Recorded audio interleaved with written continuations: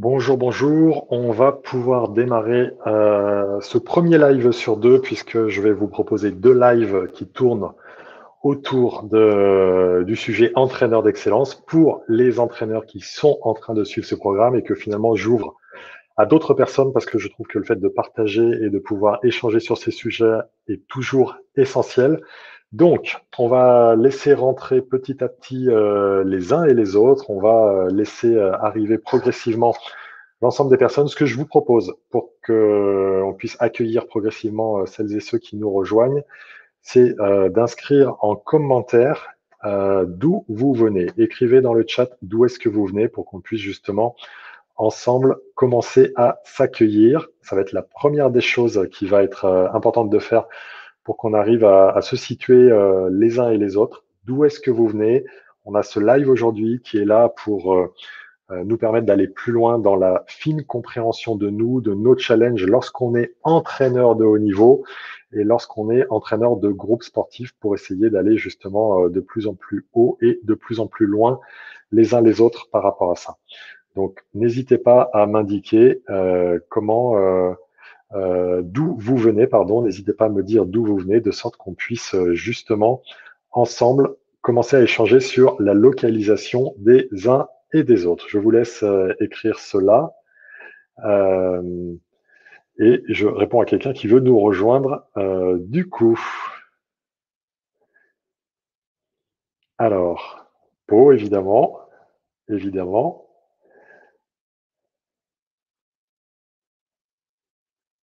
On a des petits problèmes de connexion des uns des autres apparemment en ce moment. Donc, je réponds aux uns et aux autres qui me sollicitent en aparté pour justement pouvoir leur donner les éléments qu'il leur faut. Taverny, on a un éducateur sportif au Taillan Basket en Gironde, exact. En direct de La Rochelle et ancien de la famille Staps Orléans, c'est parfait. Alexandre, entraîneur national, entraîneur pas encore national au Lille Métropole. On s'est côtoyé effectivement à l'UFRAPS précédemment. Continuez à arriver, je continue à répondre à ceux qui me sollicitent et qui ont des soucis.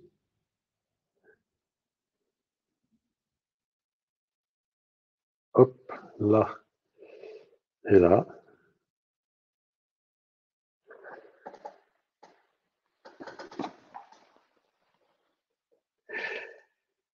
Et ce que je voudrais vous demander également, c'est de mentionner dans le chat qu'est-ce qui vous anime en ce moment. On a des gens du Canet, très bien. Pau, comme je sais, en effet.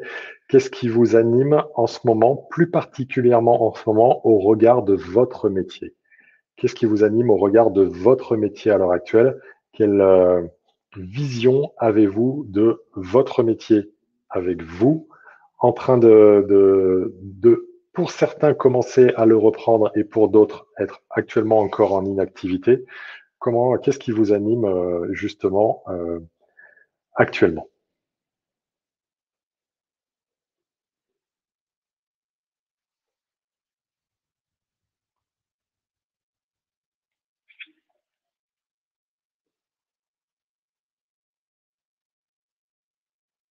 Ok, vous êtes en train d'arriver.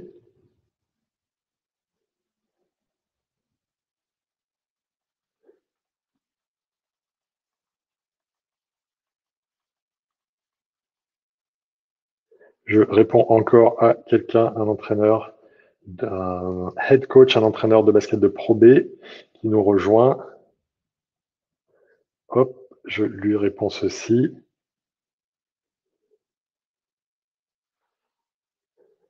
Voiron, très bien.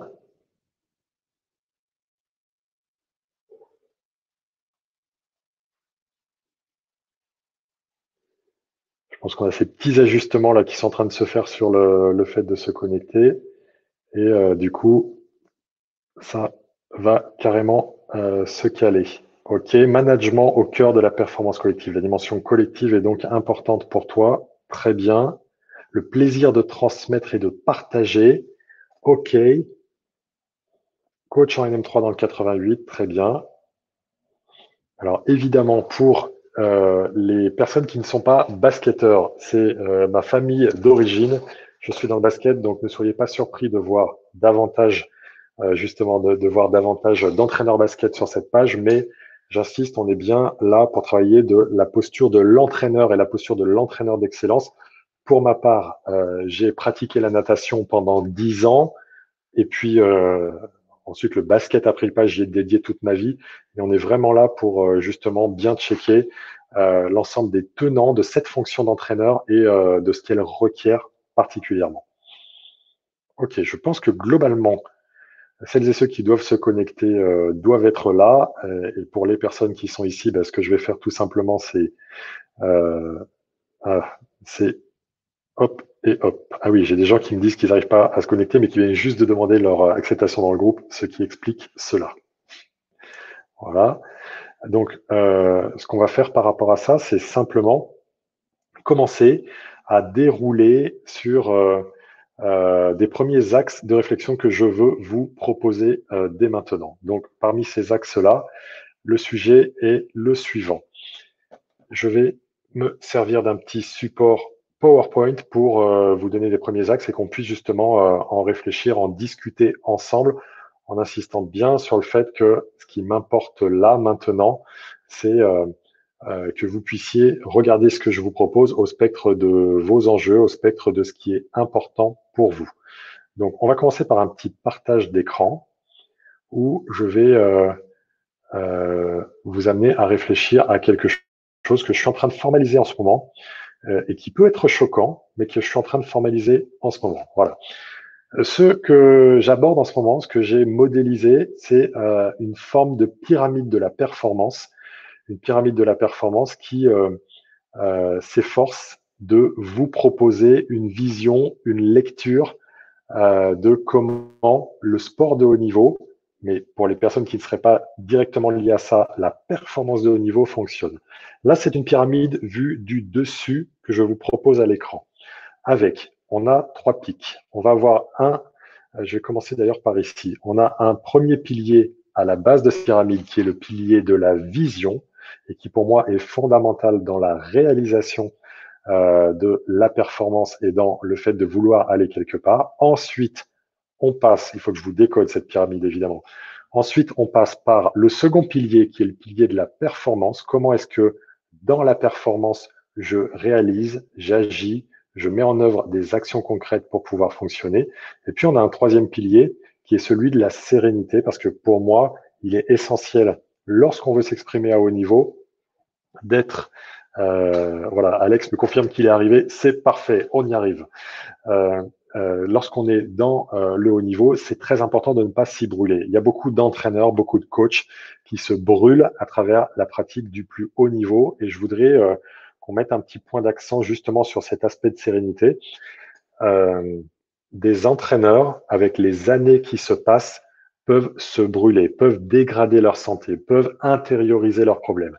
Pourquoi? Pourquoi est-ce que selon vous, et je vous demande de vous exprimer là-dessus, qu'est-ce qui peut expliquer que les entraîneurs, plus particulièrement, sont des professionnels pour lesquels les risques de santé sont existants, se développent à travers des maladies, à travers des pathologies, à travers, je vais le dire comme je le pense, à travers des prises de poids à travers le temps, à travers une transformation physique, à travers des douleurs qui apparaissent. Quelle est votre vision de ça? Qu'est-ce qui peut expliquer que beaucoup d'entraîneurs sont en difficulté à générer de la sérénité et sont en potentialité d'altérer leur santé? Qu'est-ce qu'il en est pour vous? Qu'est-ce que vous en pensez? Ça s'explique comment pour vous? Dites-moi ça, parce que cette modélisation liée au niveau, elle est très importante et je veux qu'on comprenne pourquoi l'angle de la sérénité a son importance. Et je vous expliquerai ensuite ce que les sujets de polarité viennent faire là et ce que je veux dire par ce sommet de la pyramide que je vous représenterai différemment après. L'importance du résultat, me dit Lucas, effectivement, l'importance du résultat est un des éléments qui fait que les entraîneurs du plus haut niveau peuvent altérer leur propre santé, leur propre intégrité. Et Bruno, tu nous précises également le stress du résultat, le stress lié aux enjeux sans être acteur direct sur le terrain, dit Julien. C'est très juste, ce sentiment et cette difficulté d'avoir la capacité à agir directement sur le geste sportif ou la performance sportive et d'être médié pour le coup par l'athlète.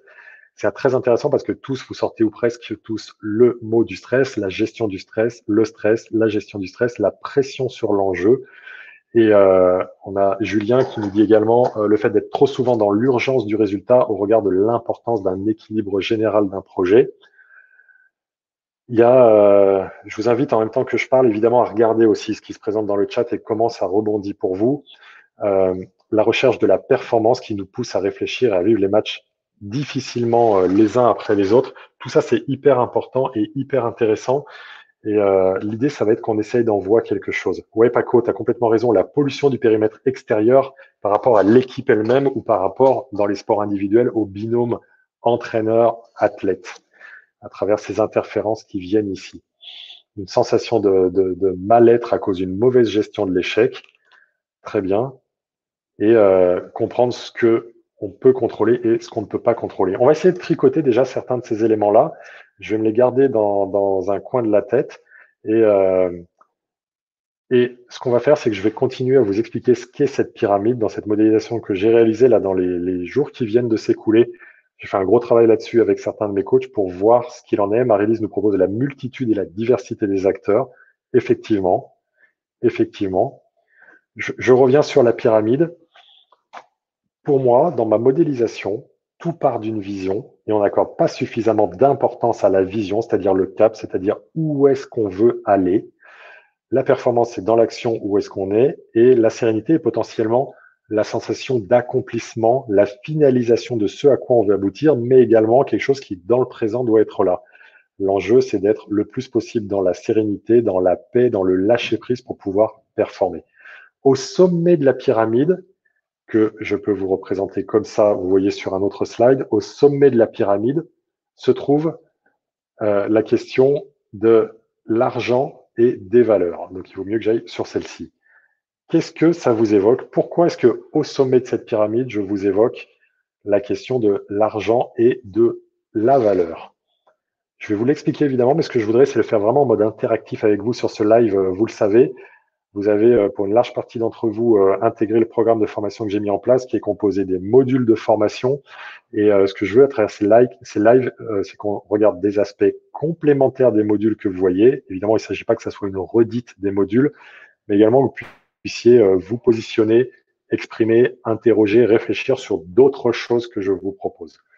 Pourquoi est-ce que je positionne argent et valeur en haut? Ça peut sembler étonnant et je voudrais vraiment avoir votre feedback là-dessus avant que je ne vous explique le sens que j'y vois.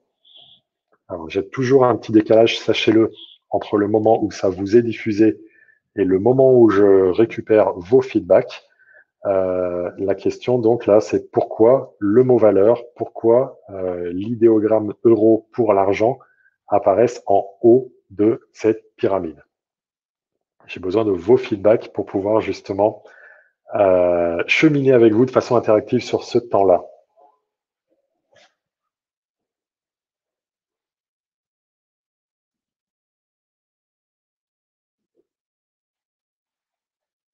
Qu'est-ce que ça vous évoque?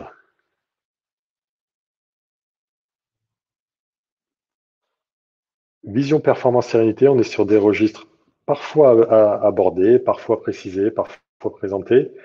Dans cet ordre-là, pas nécessairement, mais qu'est-ce que l'argent vient faire là et qu'est-ce que le mot valeur vient faire là? Pourquoi est-ce que je veux vous interroger sur ces sujets-là, vous qui êtes entraîneur, que vous soyez cadre technique dédié à la formation des jeunes, que vous soyez entraîneur du plus haut niveau? Paco nous propose, plus on est élégant en sérénité, plus on est aligné sur la vision, plus on associe de performance, plus on a de valeur et de crédit. La valeur, c'est, alors Paco, merci, toujours aussi pertinentes tes interventions. Si en effet le mot valeur se trouve en haut de la pyramide, c'est que c'est fondamentalement une attention de tous les instants sur les trois éléments de base de celle-ci qui va nous permettre de cheminer et d'arriver à décupler cette valeur. La valeur, c'est le résultat de tout le reste. Oui, Dieudonné, c'est la conséquence finale des autres éléments. Et en fait, la valeur, et la valeur fondamentale qui se trouve en haut de cette pyramide, et c'est un vrai discours de vérité que je veux avoir avec vous, les coachs, les entraîneurs, c'est la valeur que l'on se donne, la valeur que vous, les entraîneurs, vous vous donnez. Il y a la question des valeurs qui sont effectivement, comme Mickaël le dit, un ciment d'un projet collectif. L'argent peut correspondre aux ressources disponibles. La valeur, c'est la question de la reconnaissance, Bruno, en effet. Et justement, sur le sujet de la reconnaissance, il va falloir qu'on regarde ça parce qu'il y a une grande différence entre le besoin de reconnaissance des uns et des autres et le sentiment de valeur que l'on peut avoir. Il y a beaucoup de questions à vous poser là-dessus pour qu'on arrive à être le plus interactif selon cette modalité à travers le chat. Je vais revenir sur besoin de reconnaissance et valeur après. La question que je vais vous poser, vous avez bien vu, j'ai pas mis que valeur, j'ai mis argent et valeur, et j'aurais pu mettre valeur et argent, mais j'ai mis exprès dans ce champ-là pour pouvoir potentiellement vous interpeller sur ce sujet-là. Je veux vous poser la question suivante. Si vous deviez individuellement vous mettre une note de 1 à 20 sur votre rapport avec le sujet de l'argent, comment êtes-vous à l'aise avec l'argent? Est-ce que l'argent, c'est un sujet facile pour vous ou est-ce que, au contraire, c'est un sujet tabou? Quel est votre rapport à l'argent? Et vous verrez pourquoi après je vous parlerai de l'argent pour les entraîneurs, évidemment.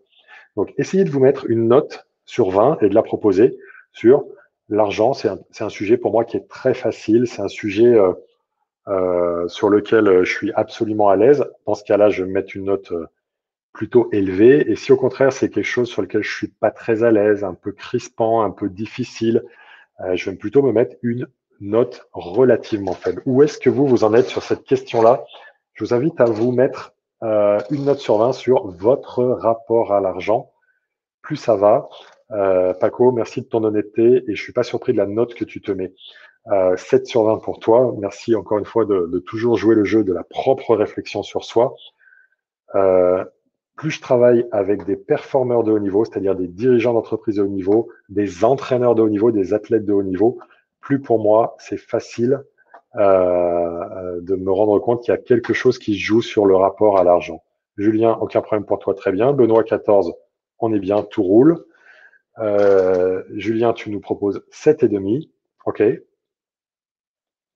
Intéressant. Alex, salut Christelle. Alex, je serai preneur de ta réponse, mais encore une fois, on est en mode proposition. Je propose, vous disposer. Il n'y a pas d'obligation. Mais Alex, Alex Ménard, je serais curieux de savoir comment tu positionnes. Mais si tu le sens pas, tu le mets pas surtout. Hein.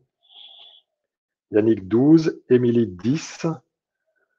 Marie-Lise pose la question, est-ce que c'est facile par rapport aux besoins ou pour en parler, pour négocier? Tu as la réponse dans ta question, Marie-Lise. Pour en parler, pour négocier, potentiellement, te donnera ta note. Alex 19, ok, parfait. J'aime ta réponse, au-delà de la note. Je suis riche et l'argent n'est pas très important. Être riche, c'est beaucoup de choses. L'argent est un sujet.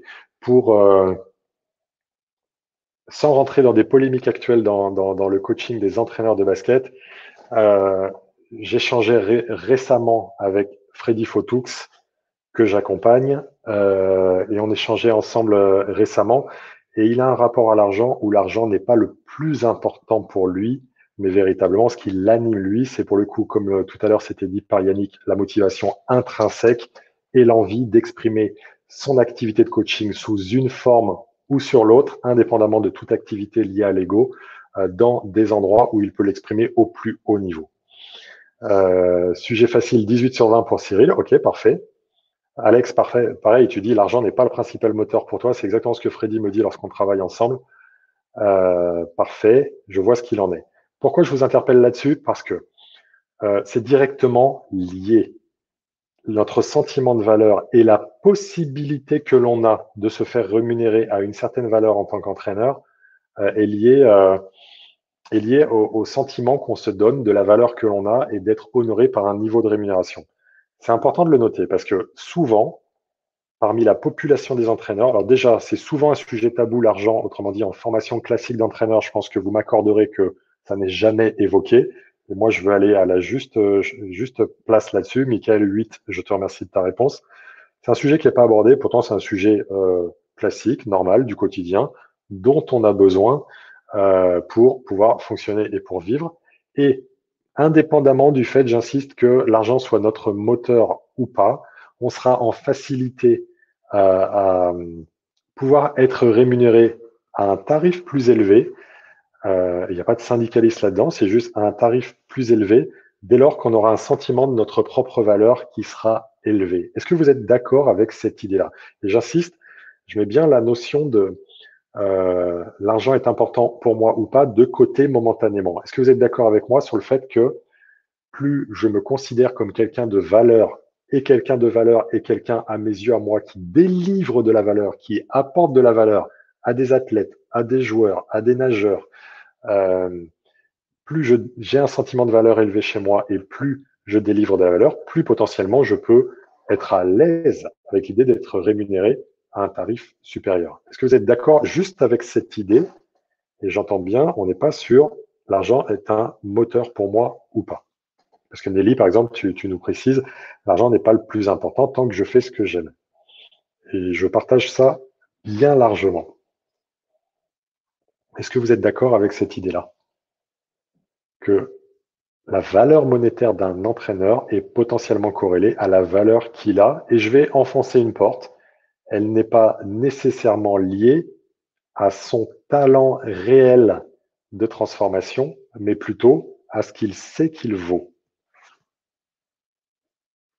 Vous êtes OK avec ça? Effectivement, voilà. Oui, Dieudonné, il y a la valeur qu'on se donne et il y a la valeur que les autres nous donnent. Et moi, là, je veux que vous réfléchissiez un peu sur la valeur que vous vous donnez. OK, Paco, on est en phase, comme toujours, comme toujours, tout court. Et c'est pour ça que c'est important pour moi de regarder ce sujet-là, parce que effectivement, il y a potentiellement les autres qui rémunèrent nos compétences.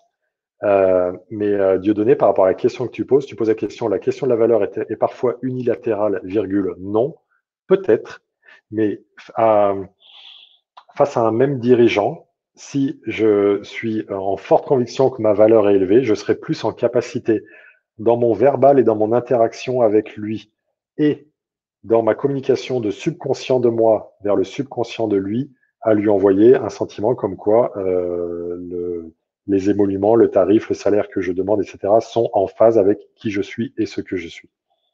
OK. Jimmy, 10 et oui. All right. All right. Et ce qui est très important, c'est que je veux juste positionner ça de façon très claire. Pour autant, 1000 fois en phase avec toi, Alex, la passion ne s'achète pas et être rémunéré plus ne fait pas travailler mieux. Quand je travaille notamment avec des dirigeants d'entreprise, pas forcément, alors je travaille avec des dirigeants dont c'est l'entreprise qui sont propriétaires, mais je travaille aussi avec des gens qui ont des fonctions de directeur ou directrice dans les entreprises et qui parfois chouinent un peu sur le sujet de l'argent.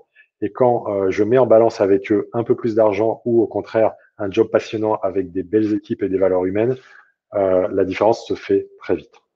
Ok, très bien. Je veux balayer ce sujet. Simplement, je voulais le poser au démarrage parce que ça a son importance.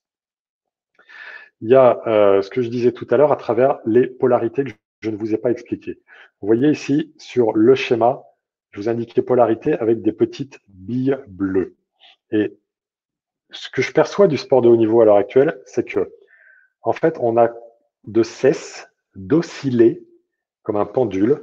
On a de cesse d'osciller entre différents extrêmes et entre différentes polarités. Et en fait, j'ai identifié 6 polarités qui sont liées à la dimension d'expression du haut niveau. C'est pas ça que je vous présente là tout de suite. Pour l'instant, je voudrais juste qu'on interroge les polarités autour de ces sujets-là. Autrement dit, si j'ai une vision, je sais où je veux aller, je sais quel type d'entraîneur je veux construire, comment je veux me doter de compétences, comment je veux y aller, c'est très bien.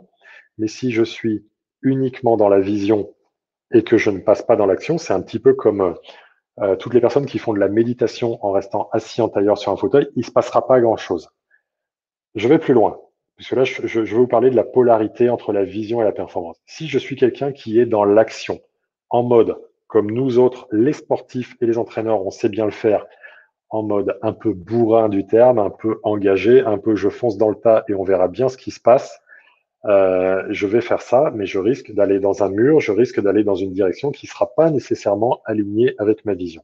Et le sujet de la polarité, c'est comment est-ce que cette petite boule étant potentiellement sur le schéma mobile, comment est-ce que je fais des allers-retours en permanence, en fait, entre ma vision, mon action, ma performance. Quand je suis ici un petit peu, est-ce que j'ai besoin, ou pas d'ailleurs, hein, de revenir un peu à ma vision? Comment est-ce que j'ai besoin quand j'ai l'impression que je suis trop en cogitation, projection vers le futur, à retourner davantage vers la performance? On a ces chemins à faire là.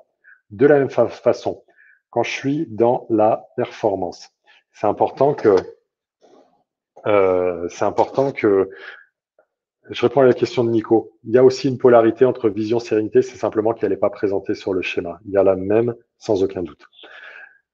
Quand je suis dans la performance, c'est-à-dire très engagé, très actif, si je suis que dans ça, je reprends cette expression, ce verbe, effectivement, je vais me brûler en tant qu'entraîneur ou en tant qu'athlète. Si je ne suis que dans la sérénité, dans le ressourcement, dans le lâcher prise, je ne vais pas m'engager, je ne vais pas réaliser. Et donc, en fait, la question, c'est de faire bouger cette polarité-là entre justement le fait que par séquence, je vais aller et essayer d'être intense dans la performance, dans l'action, dans l'engagement, et par d'autres moments, intense dans le ressourcement, le lâcher prise et le fait de ne rien faire.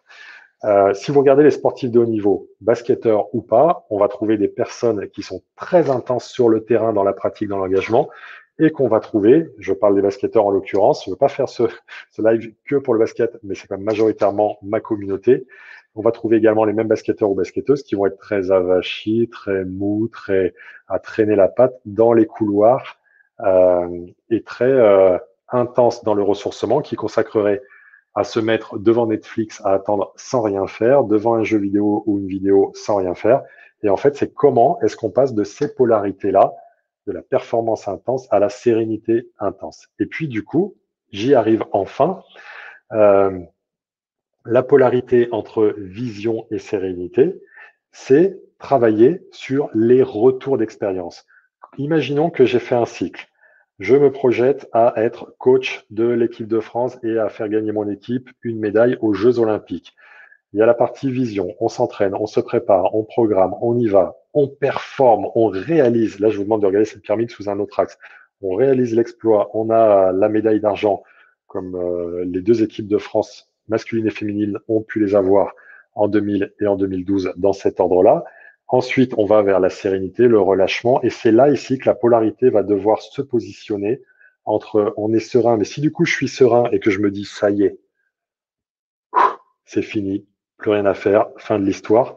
Si je ne me projette pas vers une nouvelle vision, c'est là où je risque de casser la machine. On peut voir parfois, je dirais que les athlètes et les performeurs et les entraîneurs du plus haut niveau sont ceux qui, une fois l'objectif atteint, sont capables de prendre ce temps de la sérénité, du repos, de la ressourcement et sont capables, comme Tony Robbins le dit, de célébrer, célébrer, célébrer. C'est très important, c'est pas superflu du tout, c'est essentiel même. Et ensuite, la capacité justement à aller repartir vers l'établissement d'une nouvelle vision et d'un nouveau projet. C'est Teddy Riner qui arrive en permanence à se renouveler et à chercher de nouveaux exploits. C'est Tony Parker qui le fait magnifiquement bien, qui l'a fait magnifiquement bien dans sa carrière de sportif et qui est en train de le construire magnifiquement bien dans sa carrière de futur dirigeant. Et on voit à côté de ça des athlètes qui se fixent un objectif et qui ensuite sont incapables de rebasculer sur cette polarité sérénisée vers nouvelle vision. Alex, tu nous dis que le Covid t'a permis de sortir justement de cette unique recherche de performance pour se recentrer sur la vision et la sérénité et voir redécouverte de ta famille. Et effectivement, je pense que c'est pour ça que j'étais content de pouvoir proposer ce programme dans ce moment-là, parce que je sais que sur d'autres moments, je connais la réalité, même si c'est assez dommage. Peu d'entraîneurs se seraient engagés dans un programme comme celui-ci en saison. Le fait de revenir sur ces équilibres-là et ces polarités-là nous permet pour le coup de redonner du sens à ce qu'on fait. Et en haut de la pyramide, je vous ai mis argent, valeur, et on pourrait ajouter, si ça vous parle davantage, la question du sens. Et du coup, je voudrais vous poser la question, parce que Alex, tu m'envoies une perche bien habile. Euh, Quelle réflexion sur votre métier avez-vous réalisé pendant cette période où vous avez été coupé du jour au lendemain de la possibilité de l'exercer? Quelle réflexion sur votre métier avez-vous mené à ce moment-là? Qu'est-ce que ça vous a amené en rapport avec votre métier, en rapport avec vous certainement, mais déjà avec votre rapport sur votre métier? Quelle réflexion ça vous a amené? quel est, l'enseignement ou les enseignements que vous avez pu retenir? Je m'adresse aux entraîneurs dans cette vidéo, mais je m'adresse à tout le monde, tout type de personne qui a une activité, un engagement qui est professionnel. Quelles sont les leçons que vous avez pu identifier à travers cette crise de la pandémie, notamment pas seulement, mais notamment au regard de cette pyramide que je vous ai proposée, vision, performance, sérénité. Est-ce que cette pandémie, ce temps d'arrêt vous a permis justement d'interroger, là c'est le modèle que je vous propose, vous avez pu en poser d'autres, est-ce que ça vous a permis d'interroger cette étape-là? Je vous laisse y réfléchir, comme je vous le disais, quand je vous pose une question, il y a un décalage entre le moment où je vous la pose et le moment où moi je vois vos retours, allez-y. J'ai une question de Mickaël qui est: est-ce que la culture et l'identité d'un club ont une place dans ma pyramide? Alors pour moi, la culture et l'identité d'un club n'ont pas une place dans ma pyramide, puisque ma pyramide, en fait, c'est la pyramide du haut niveau et du mindset de gagnant que vous pouvez vous appliquer pour vous-même. Euh, pour le coup, elle est une mini pyramide qui doit s'imprégner et s'impliquer et se positionner dans une pyramide plus vaste qui va être celle de la structure et du club dans laquelle on est. Et en fait, la question que tu poses, Mickaël, m'amène aussi à dire que pour moi, c'est sur un autre plan que cette interrelation-là va se positionner. Ça sera sur le plan des valeurs. Et le plan des valeurs, c'est-à-dire de la valeur et des valeurs que vous donnez, vous, versus les valeurs de l'entreprise ou du club, de la structure dans laquelle vous êtes, c'est sur ce niveau-là que ça va se jouer. Et jeudi prochain, dans le second live qu'on fera sur ce sujet-là, je vous ferai faire un exercice sur justement vos valeurs, qui n'est pas la valeur qu'on se donne, on a bien compris dans cette pyramide, hein, mais sur vos valeurs et les valeurs du club dans lequel vous êtes. Je vous ferai faire un exercice en quelques étapes là-dessus qui répondra précisément à ta question, Mickaël. Donc, je t'invite, comme vous autres d'ailleurs, à être là jeudi prochain de 16h à 18h pour ce live. J'en profite, je le redirai à la fin si j'y pense, mais j'en profite pour vous dire qu'il va y avoir un temps exceptionnel jeudi prochain de 16h à 18h. On fait la suite de ce live-là et de 18h à 19h, j'interviewerai en live Jean-François Ménard. Jean-François Ménard, c'est un des plus grands préparateurs mentaux au monde. Il est canadien. C'est un préparateur mental qui coach mentalement des skieurs et des athlètes canadiens qui sont aux Jeux Olympiques pour une grande partie d'entre eux. Et donc, j'aurai vraiment la chance de pouvoir partager avec vous une interview et de lui poser des questions, de lui demander des trucs et des tips en live de 18h à 19h après notre prochain live sur la formation entraîneur d'excellence jeudi prochain. Donc, notez-le dès à présent. Mais donc, pour le live 2, je m'engage à vous faire cet exercice des valeurs qui va être fondamental parce que tous les entraîneurs que vous êtes, vous avez ça à mettre en place pour vous, cette réflexion sur vos valeurs et sur les valeurs du club. Dans le quotidien, on ne fait pas ce travail et je vais vous donner des clés pour pouvoir le faire lors du prochain live dans une semaine pile. Alors, Paco, tu nous dis la Terre tourne aussi vite dans le basket. Oui, on a vu justement avec The Last Dance ce que ça a donné. Euh, c'est vrai que la Terre tourne aussi vite et aussi bien sans le basket. Nous autres, on a été en manque de ça. Le public certainement aussi, les joueurs aussi, mais la Terre tourne bien et ne s'arrête pas de tourner sur le basket. Et ça nous ramène une forte relativité des choses et de nos petites personnes et de notre sport, quel que soit votre sport, à vous qui écoutez ce live. Bruno, pour toi, c'était une introspection sur où est-ce que j'en suis par rapport à ma vision et le chemin parcouru. Excellent. Excellent. Est-ce que Bruno, je te pose la question, est-ce que du coup, tu en as profité pour te poser des perspectives justement et définir ta prochaine vision, d'où tu veux aller et de la personne que tu veux être. Ensuite, la performance et les moyens que tu vas construire pour réduire l'écart entre cette personne que tu veux être et la personne que tu es aujourd'hui et les éléments de sérénité qu'il devra te falloir mettre en place. Dis-moi si tu as aussi travaillé sur ça en mode plan d'action. Benoît, pour toi, c'était en mode questionnement sur tes méthodes d'entraînement, de management de l'humain pour en faire un bilan et avoir une vision différente pour gagner en efficacité dans ton activité et ta posture. Et c'est vrai que c'est important parce que nous autres, les entraîneurs, on est souvent, si on est honnête avec nous, on est souvent sur les aspects technico-tactiques, physiologiques, planification d'entraînement et sur la dimension managériale et de leadership, c'est l'occasion de pouvoir le faire. Pour toi, Alex, le basket n'est pas tout, mais il est difficile de vivre sans quand même. Excellent. Excellent. Et je t'invite, juste pour toi en aparté, mais comme vous tous, et si votre discipline sportive, j'avais vu Benoît pour introspection, et si votre discipline sportive devait s'arrêter, je vous invite à une question pour vous.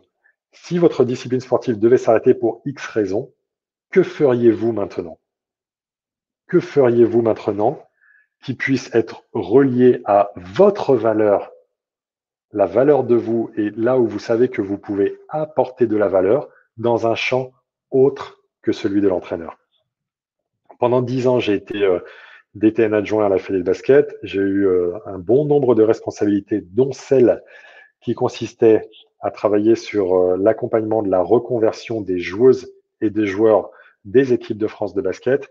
Et pendant cette période-là, j'ai pu m'apercevoir que le sentiment de valeur d'un athlète peut s'effondrer très vite dans une projection vers un nouvel univers qui représente de l'inconnu et où on ne sait pas si justement on va pouvoir devenir employable et transférer une valeur. Est-ce que justement vous pourriez identifier en quoi vous pourriez apporter de la valeur autre que votre sport? C'est toujours une question très importante d'amener parce que ça nous permet aussi de nous relâcher d'une forme de pression liée à notre activité, retrouver un emploi, un contrat et ce genre de choses.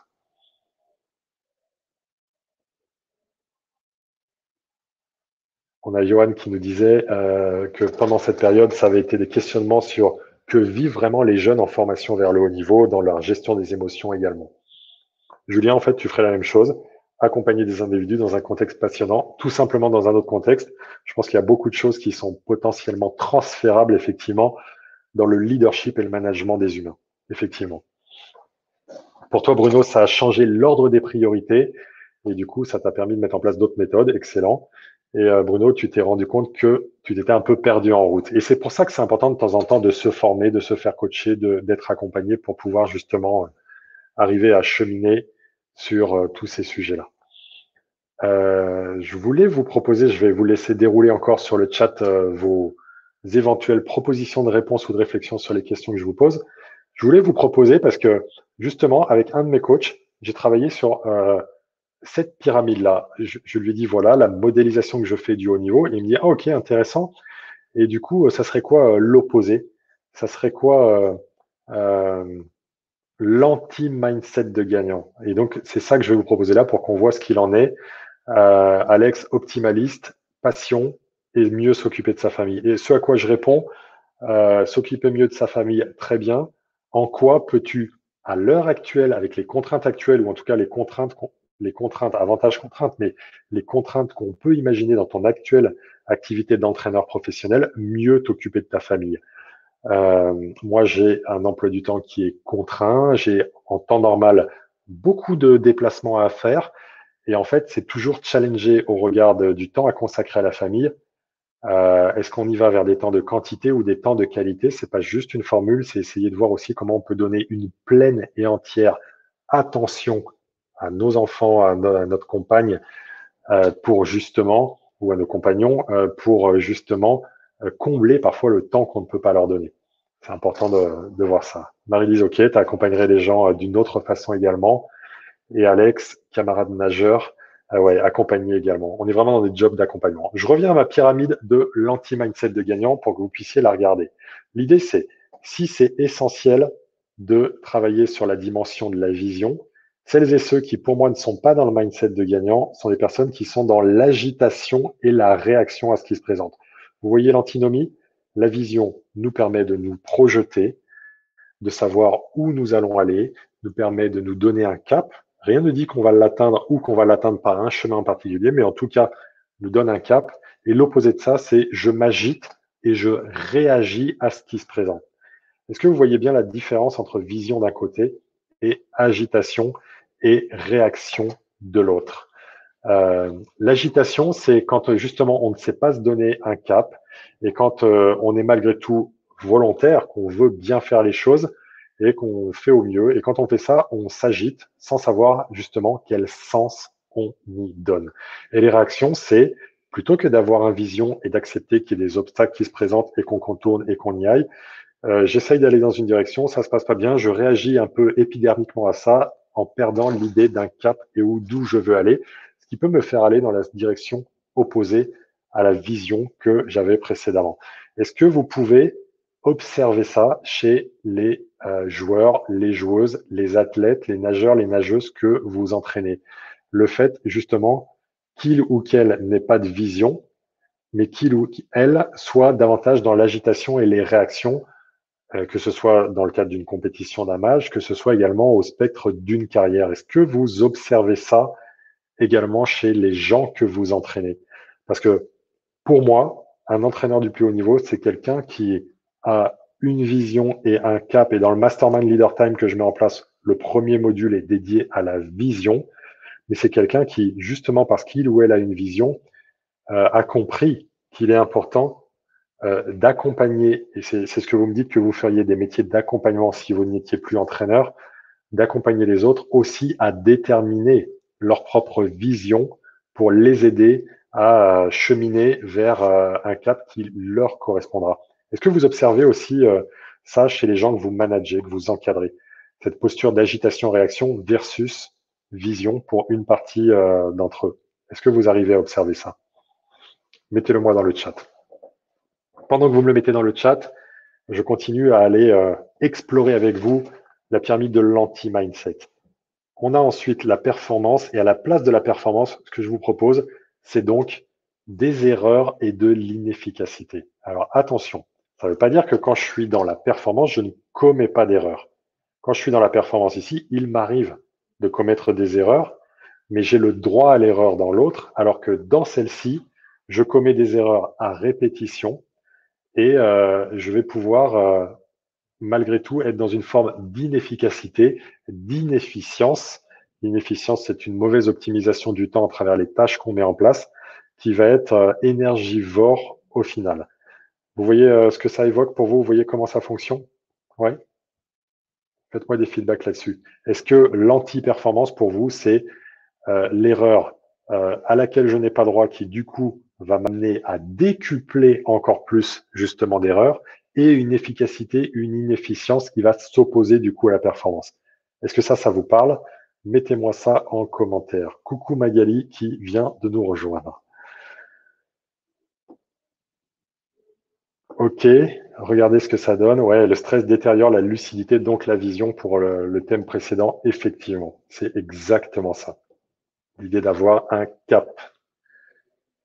Et j'enchaîne du coup avec la prochaine base de la pyramide. Dans le modèle mindset de gagnant, on finit sur ce modèle-là qui est un modèle de sérénité. Et je le disais en début de cette intervention, on va être dans ce sujet-là sur quelque chose qui est en mode je me brûle et je me perds à travers la mise en place de ce que je fais. Se brûler et se perdre, c'est justement avoir mécompris, avoir mis trop peu de valeur sur l'importance de développer une performance dans le bien-être. Et je le regrette parce que je l'ai vu chez tellement d'entraîneurs, je l'ai vu également chez des dirigeants d'entreprise. J'accompagne en ce moment 2 dirigeants d'entreprise, dont c'est l'entreprise, qui sont très successful. L'entreprise économiquement est très viable et fonctionne très bien, mais qui se sont brûlés et perdus. Et pour l'un d'entre eux, qui s'est trouvé à un moment donné à ne pas pouvoir se lever le matin alors que il a une femme, il a des enfants, il a un toit au-dessus de la tête, il a beaucoup d'argent, parce que justement, il était en perte de sens et qu'il s'est mis à se brûler et à se perdre. Et c'est pour ça que la recherche de la sérénité accolée à la passion va nous permettre justement d'aller dans cette pyramide du mindset de gagnant que je vous évoquais précédemment. Alex, tu me poses une question qui est, parle-t-on ici d'intelligence émotionnelle, à savoir privilégier le chemin au résultat brut et instantané?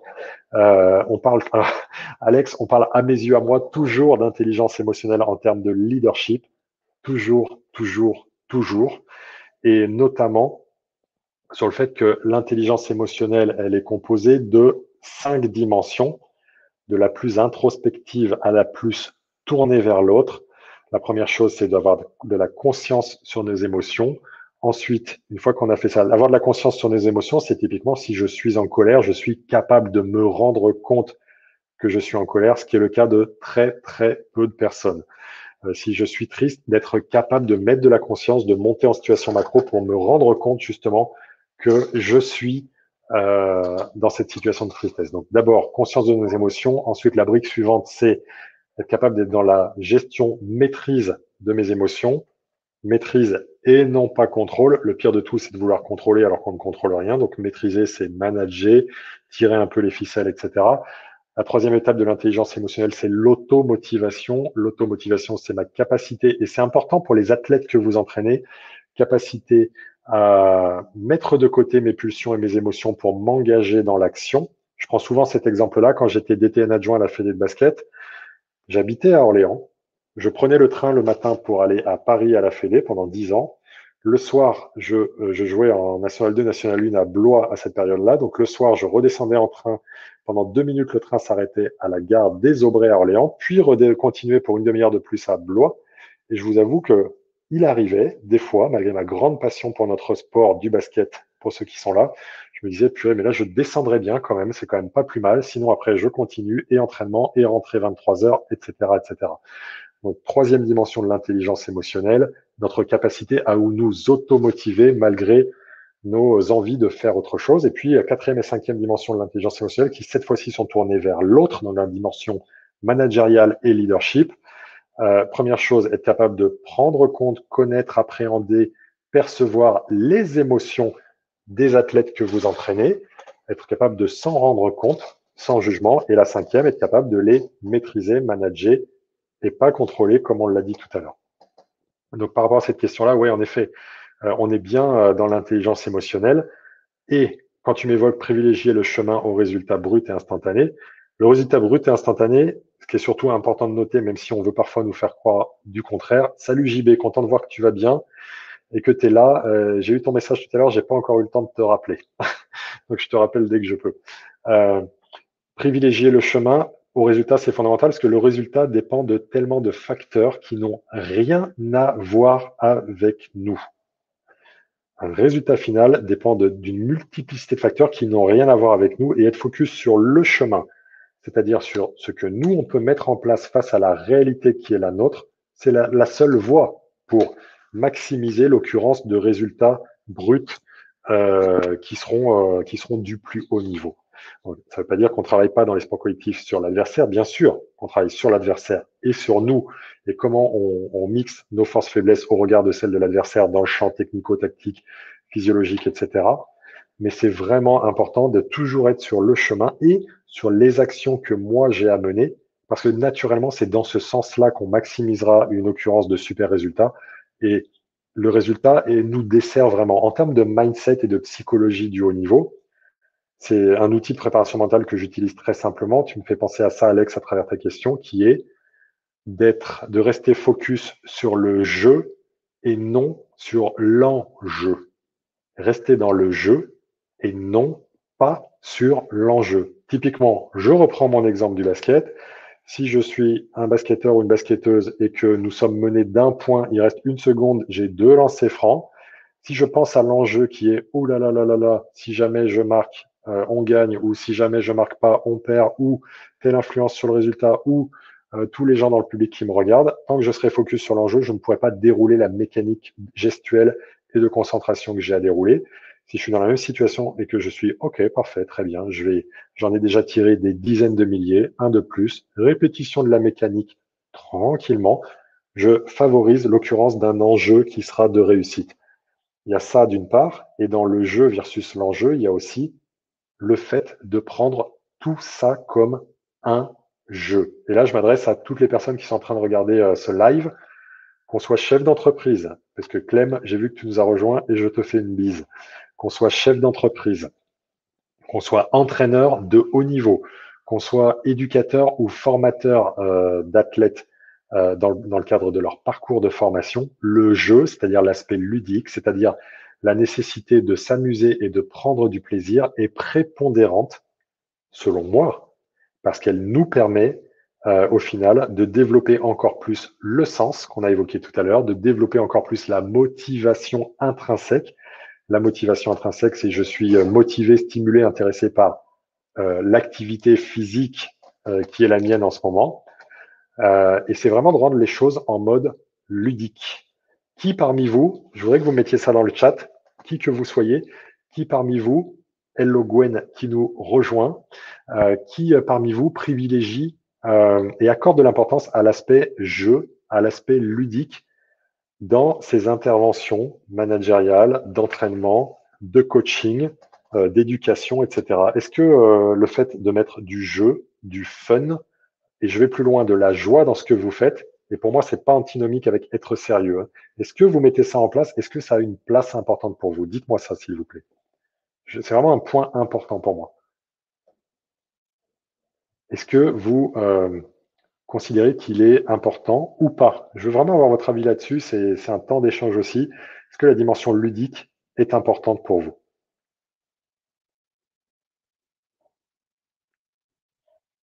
Quelle place a-t-elle? Cyril, pour toi, oui. Que ce soit dans le rapport avec vos athlètes, vos joueurs, vos joueuses, que ce soit dans le rapport au sein de vos staffs, Marlise, ok, parfait. Que ce soit dans les pôles espoirs auprès des jeunes, dans les sélections, dans le fait de poser ça. Alex Marocain, tu dis obligatoire, la natation est déjà un sport loin d'être ludique. Tu m'étonnes, Alexandre. Je l'ai pratiqué pendant 10 ans et je dois reconnaître que c'est pour cette raison-là que je l'ai quitté, trouvant une activité à côté qui était le basketball, qui pour moi amenait beaucoup de jeux, J-E-U. Et oui, Gwen, c'est être sérieux sans se prendre au sérieux, tout simplement. Yes, ok. La place de l'humour dans le management chez chaque, effectivement. Rester dans le jeu, t'as raison, Nico. Ouais, c'est important. Oui, Benoît, avec ton équipe de Chartres, tu mets ça en place. Le plaisir, donc, c'est fondamental. Ouais. Laurent, coach de Pau, qui dit, c'est mon cas, par contre, je suis mauvais perdant. Ok, bien joué, bonne blague. Le plaisir est un moteur important et c'est être sérieux sans se prendre au sérieux. Exactement. Quand on est, l'activité d'entraînement, Alexandre Marocain, coach de natation, disait, c'est déjà pas un truc ludique. C'est vrai. L'activité d'entraînement, quand on entraîne des jeunes en sélection, qu'on réunit les dimanches, par exemple, et qu'ils ont déjà eu toute leur semaine, quand on entraîne des joueuses ou des joueurs professionnels ou des athlètes à haut niveau, le nombre d'entraînements et la récurrence des entraînements fait que de toute façon, on a toujours besoin d'en apporter du jeu, de jouer beaucoup sur la variété des situations pédagogiques qu'on apporte. Et pour moi, c'est essentiel et fondamental. Donc oui, on est en phase là-dessus. Et je fais un petit clin d'œil auprès de la sphère basket. Un petit clin d'œil un peu engagé, mais je m'engage. Il y a 2 entraîneurs dans le championnat de France en Jeep Elite en première division de basket masculin qui sont Mitrovic et Djordjevic, qui étaient les coachs des 2 équipes au plus haut budget, qui se sont donc trouvés parmi les équipes qui avaient le plus de résultats l'an dernier, qui ne sont, au jour où je parle, au moment où je parle, qui ne sont plus à la tête d'une de ces équipes. Et en fait, moi, j'ai observé de très près comment les recrutements, les premiers recrutements de joueurs se sont faits euh, auprès de ces équipes.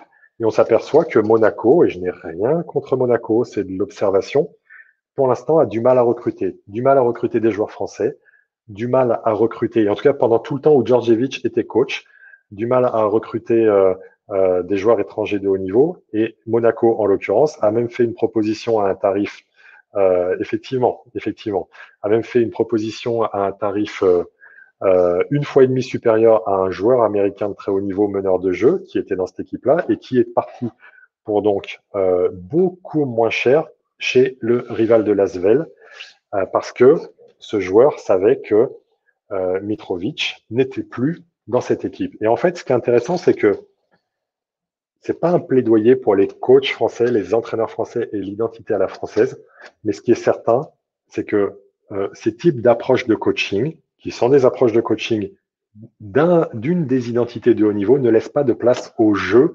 Et je parle par là aux échanges, à la spontanéité, à la mise en place de sourires et de choses comme ça.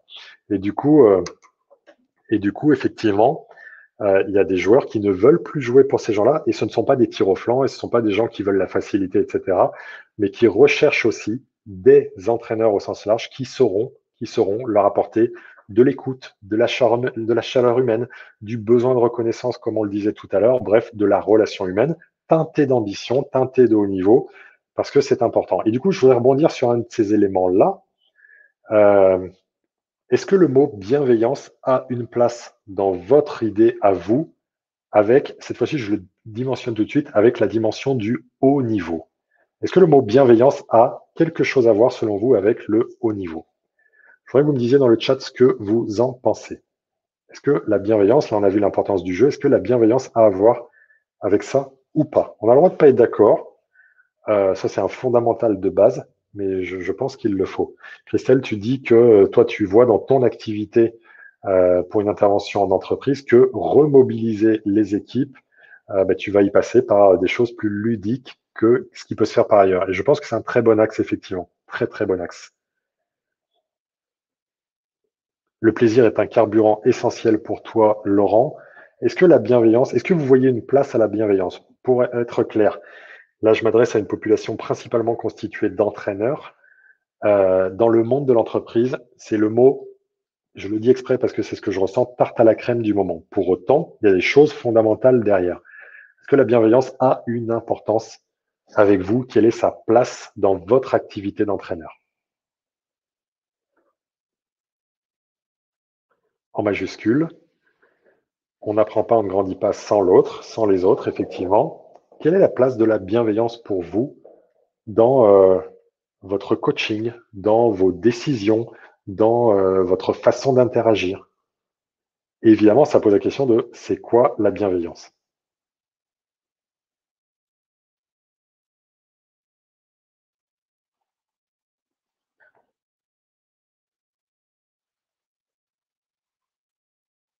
Oui, mais sans en abuser, dit Marlise. Ok, ça me va d'entendre ça.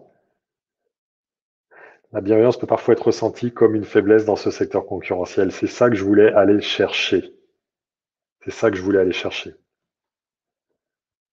Elle est essentielle. Alors, je vais préciser après la différence entre bienveillance et empathie pour répondre à ta question, Benoît. Énorme, voire trop. Une base sur laquelle on peut aller. OK.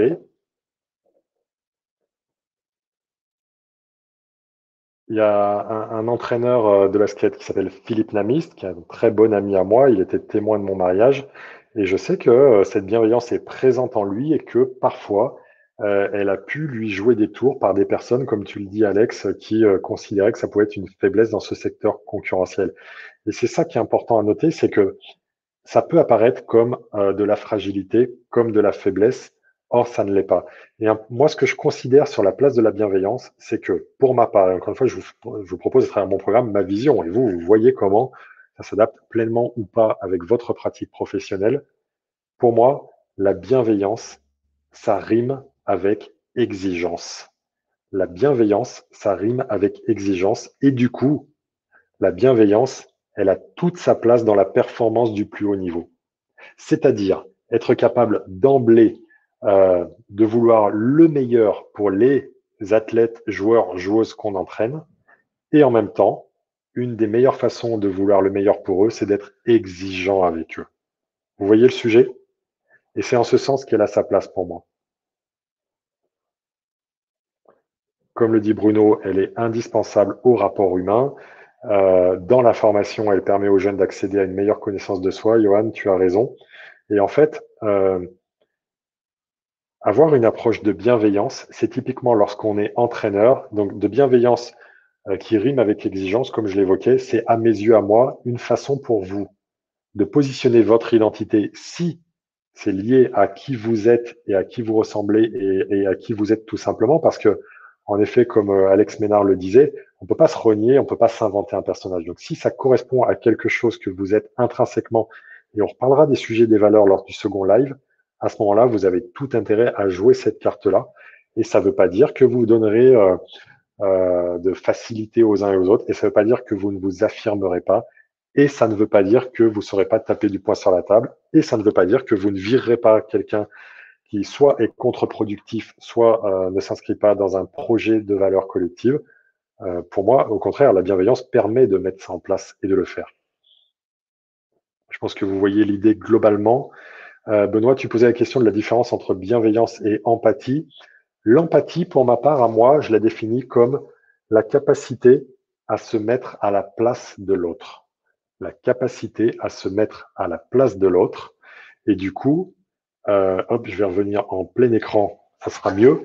Et du coup, la capacité à se mettre à la place de l'autre, c'est pas toujours une bonne chose. C'est-à-dire que dans les modules de formation, d'ailleurs, vous allez pouvoir le checker ou le vérifier sur un des modules. Il y a une posture qui est fondamentale, qui est la posture de l'assertivité. Et l'assertivité, en fait,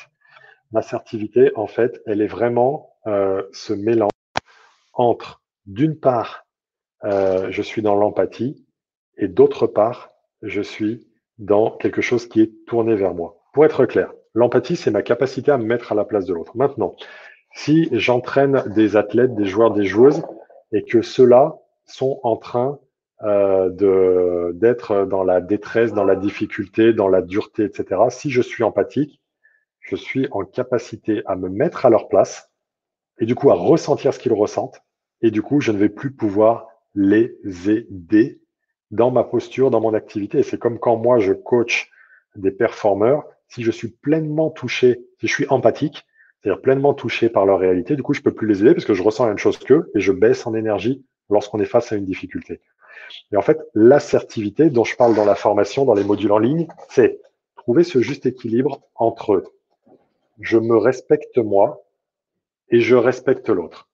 Typiquement, si j'ai par exemple un joueur, une joueuse qui vient me voir et qui me dit oh j'en peux plus, c'est difficile, j'ai pas envie de m'entraîner, etc., etc. Si je suis pleinement empathique avec lui et si je le respecte uniquement, à ce moment-là, ça va tourner en mode bon bah ok, très bien, pose-toi sur le côté, ça va, c'est ok. Alors qu'il n'y a pas de pathologie ou pas de blessure. Si je suis uniquement en mode je me respecte moi dans le même cas de figure, c'est écoute, j'en ai rien à secouer, tu viens sur le terrain, terminé. Et la posture d'assertivité, elle se sert pour partie de l'empathie, la capacité à se mettre à la place de l'autre, mais aussi pour autre partie dans la capacité à m'affirmer et à être près de moi, des décisions et de l'axe qui est le mien.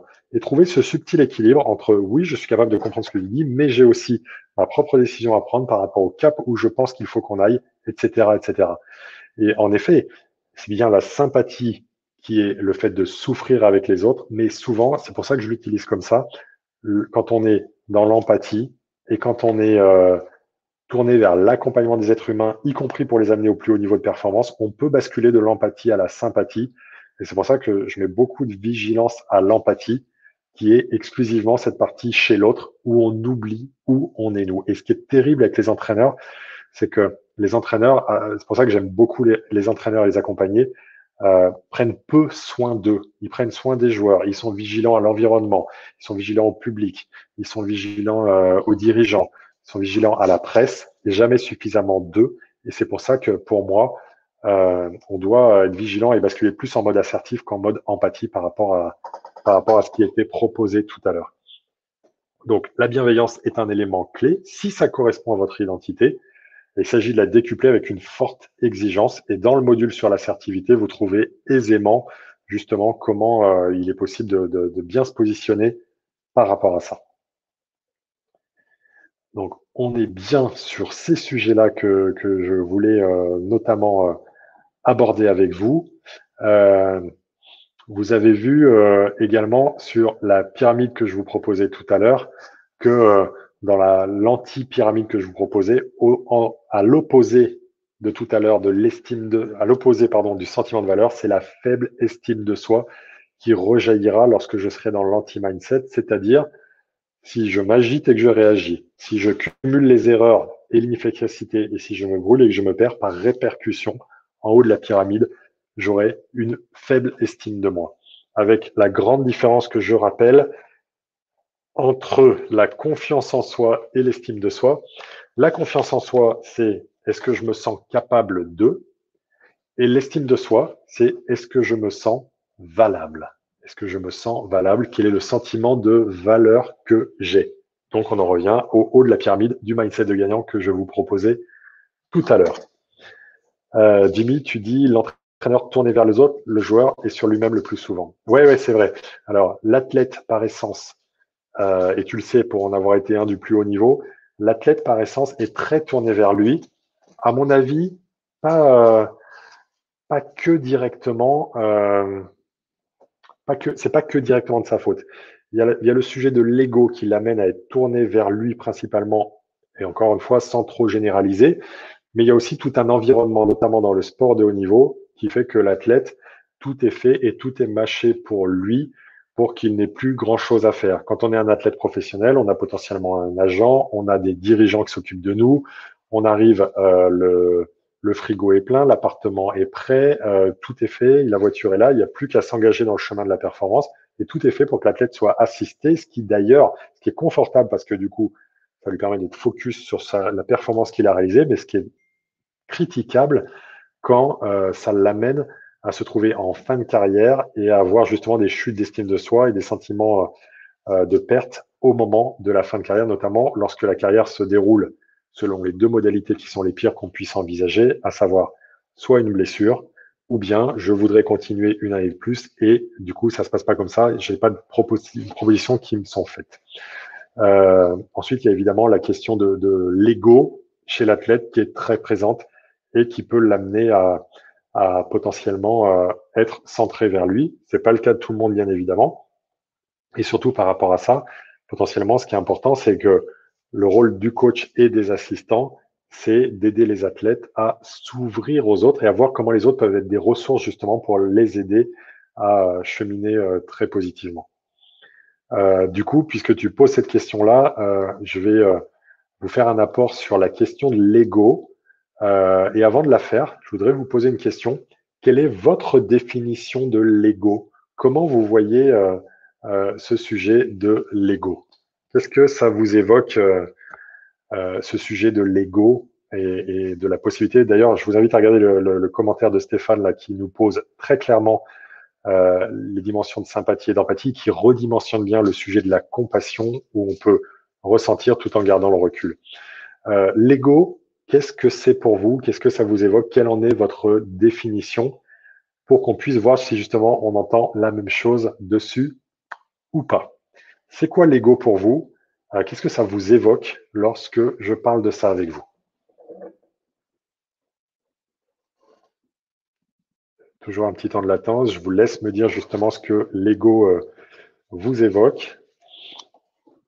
Qu'est-ce que ça évoque chez vous, cette question de l'ego? Qu'est-ce que ça vous dit? Comment ça résonne pour vous?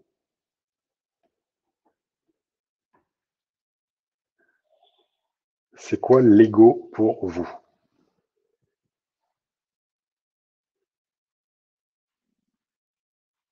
Un sujet fondamental pour vous, entraîneur, pour travailler sur votre ego. C'est un sujet fondamental pour les athlètes que vous emmenez. Franck nous propose immobilisme pour ego. Intéressant. Intéressant. C'est le niveau d'importance qu'on donne au regard des autres. J'aime cette définition-là et plus de toute façon on aura un détachement du regard des autres, plus on avancera dans le juste, indépendamment du regard des autres. Et notamment lorsqu'on est entraîneur et que tout se passe bien et qu'on a des résultats, vous le savez, on est valorisé, encensé, félicité, etc. Et lorsqu'on échoue, on est maltraité et renvoyé comme un moins que rien. Donc, par principe, laissons ça de côté. C'est quelque chose de difficile à calculer, à maîtriser, sans aucun doute. L'instinct de survie, ouais, effectivement, Marlise, si moi j'avais un mot à accoler à ego, ça serait survie. Effectivement. Et du coup, je vous pose une autre question. Croyez-vous, et je n'induis pas la réponse, je sais très bien ce que je veux vous en dire derrière, croyez-vous que l'ego soit un ennemi? Il y a un livre de Ryan Holiday qui s'appelle Ego is the Enemy. Pensez-vous que l'ego soit notre ennemi? Oui, Yannick, valeur de l'estime de soi aussi, effectivement. Est-ce que l'ego représente un ennemi pour vous ou pas? Et que peut-on faire avec?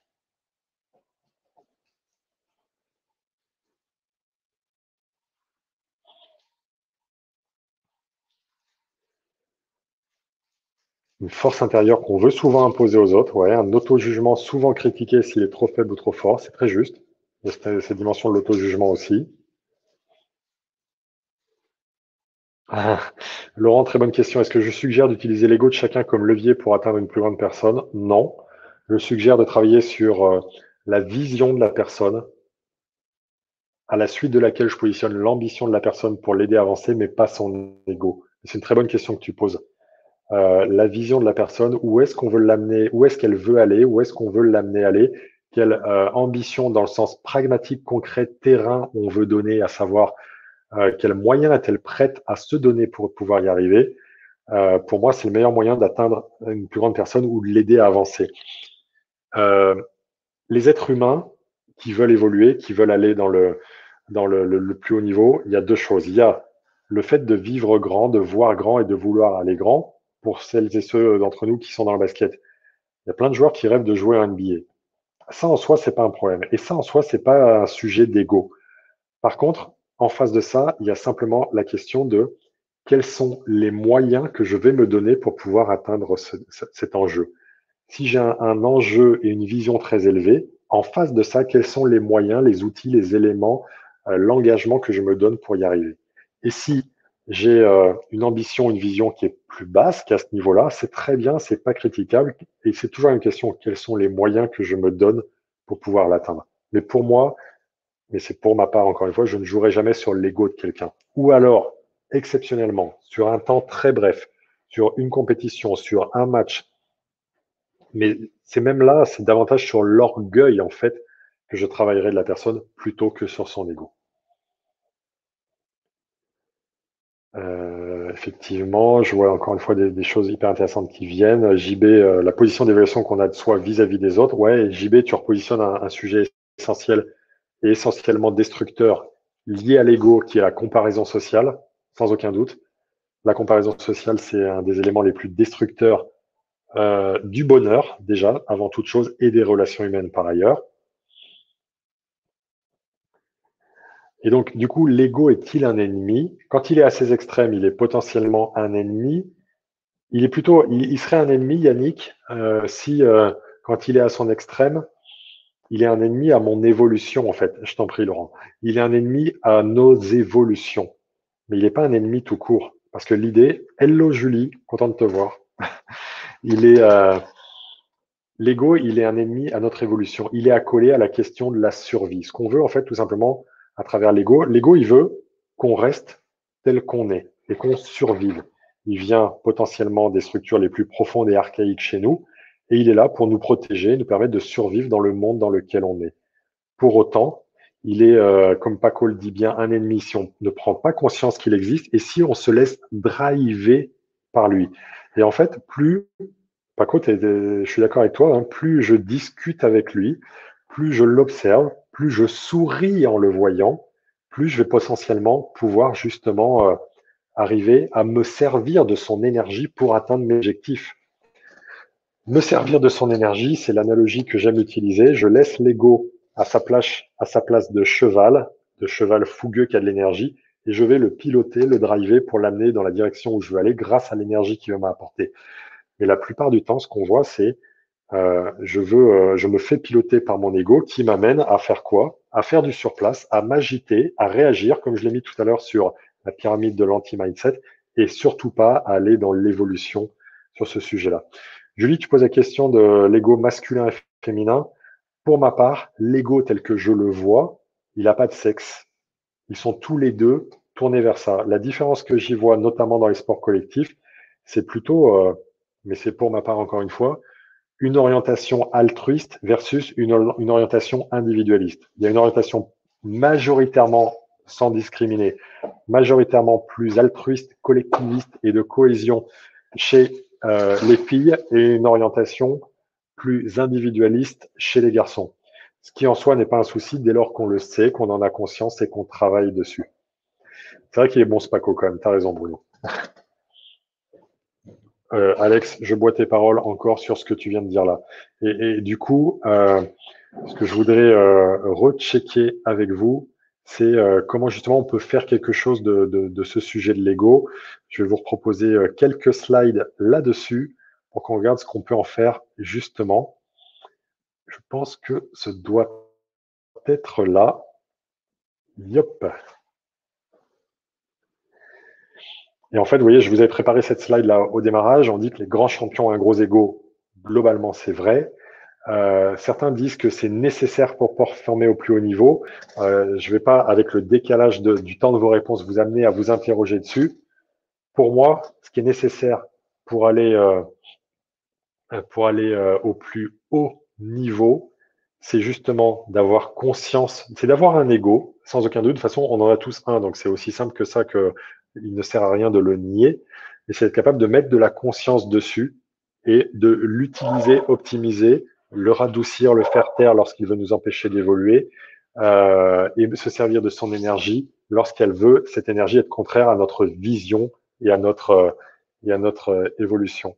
Michael, tu poses la question, es-tu d'accord avec le fait que les joueurs de très haut niveau qui durent ont un ego moins développé que le besoin de progresser? Ouais, en fait, c'est en relation avec ce que j'étais en train de dire. Pour moi, ils ont un ego.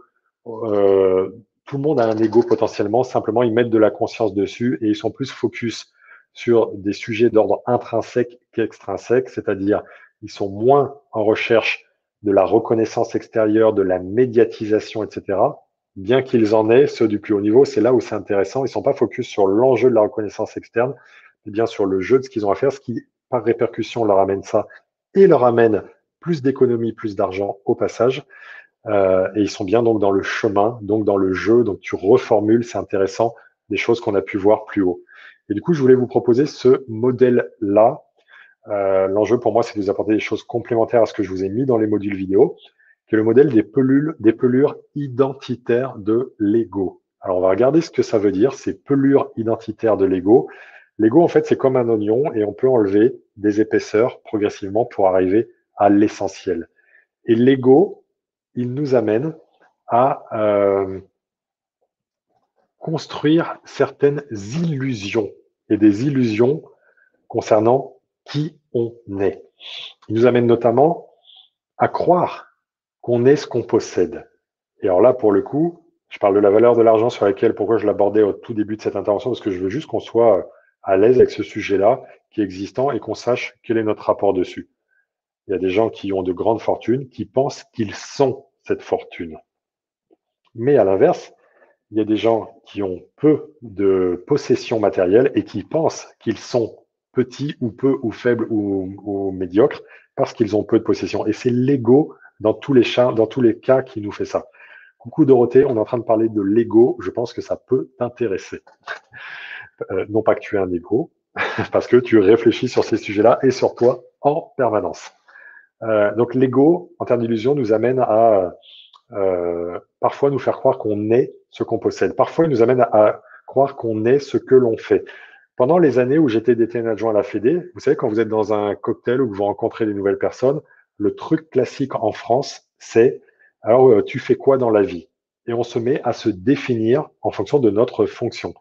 Donc pour vous, ça pourrait être ah ben moi je suis entraîneur de blablabla, moi je suis coach de blablabla. Et moi, pendant les années où j'étais à la Fédé, je me décrivais, alors je naviguais, c'est encore un peu le cas, mais dans cet environnement sportif, ben voilà, moi je suis directeur technique national adjoint à la Fédération française de basket et j'expliquais ce que c'était. Et c'est un vrai piège de l'ego parce que si je suis cette fonction, quand cette fonction n'est plus là, je suis cuit car je ne suis plus rien. Je renvoie ça aux coachs, notamment du secteur professionnel. Si je suis entraîneur de Pau, si je suis entraîneur de Rouen, si je suis entraîneur de telle équipe, le jour où le contrat ne se renouvelle pas, ou je me fais couper ou virer, je ne suis plus rien. Quand moi, je suis parti de la Fédé de basket dans le dur, dans la difficulté, c'est moi qui ai pris l'initiative de partir parce que beaucoup de choses n'allaient plus et ça s'est fait dans la complexité.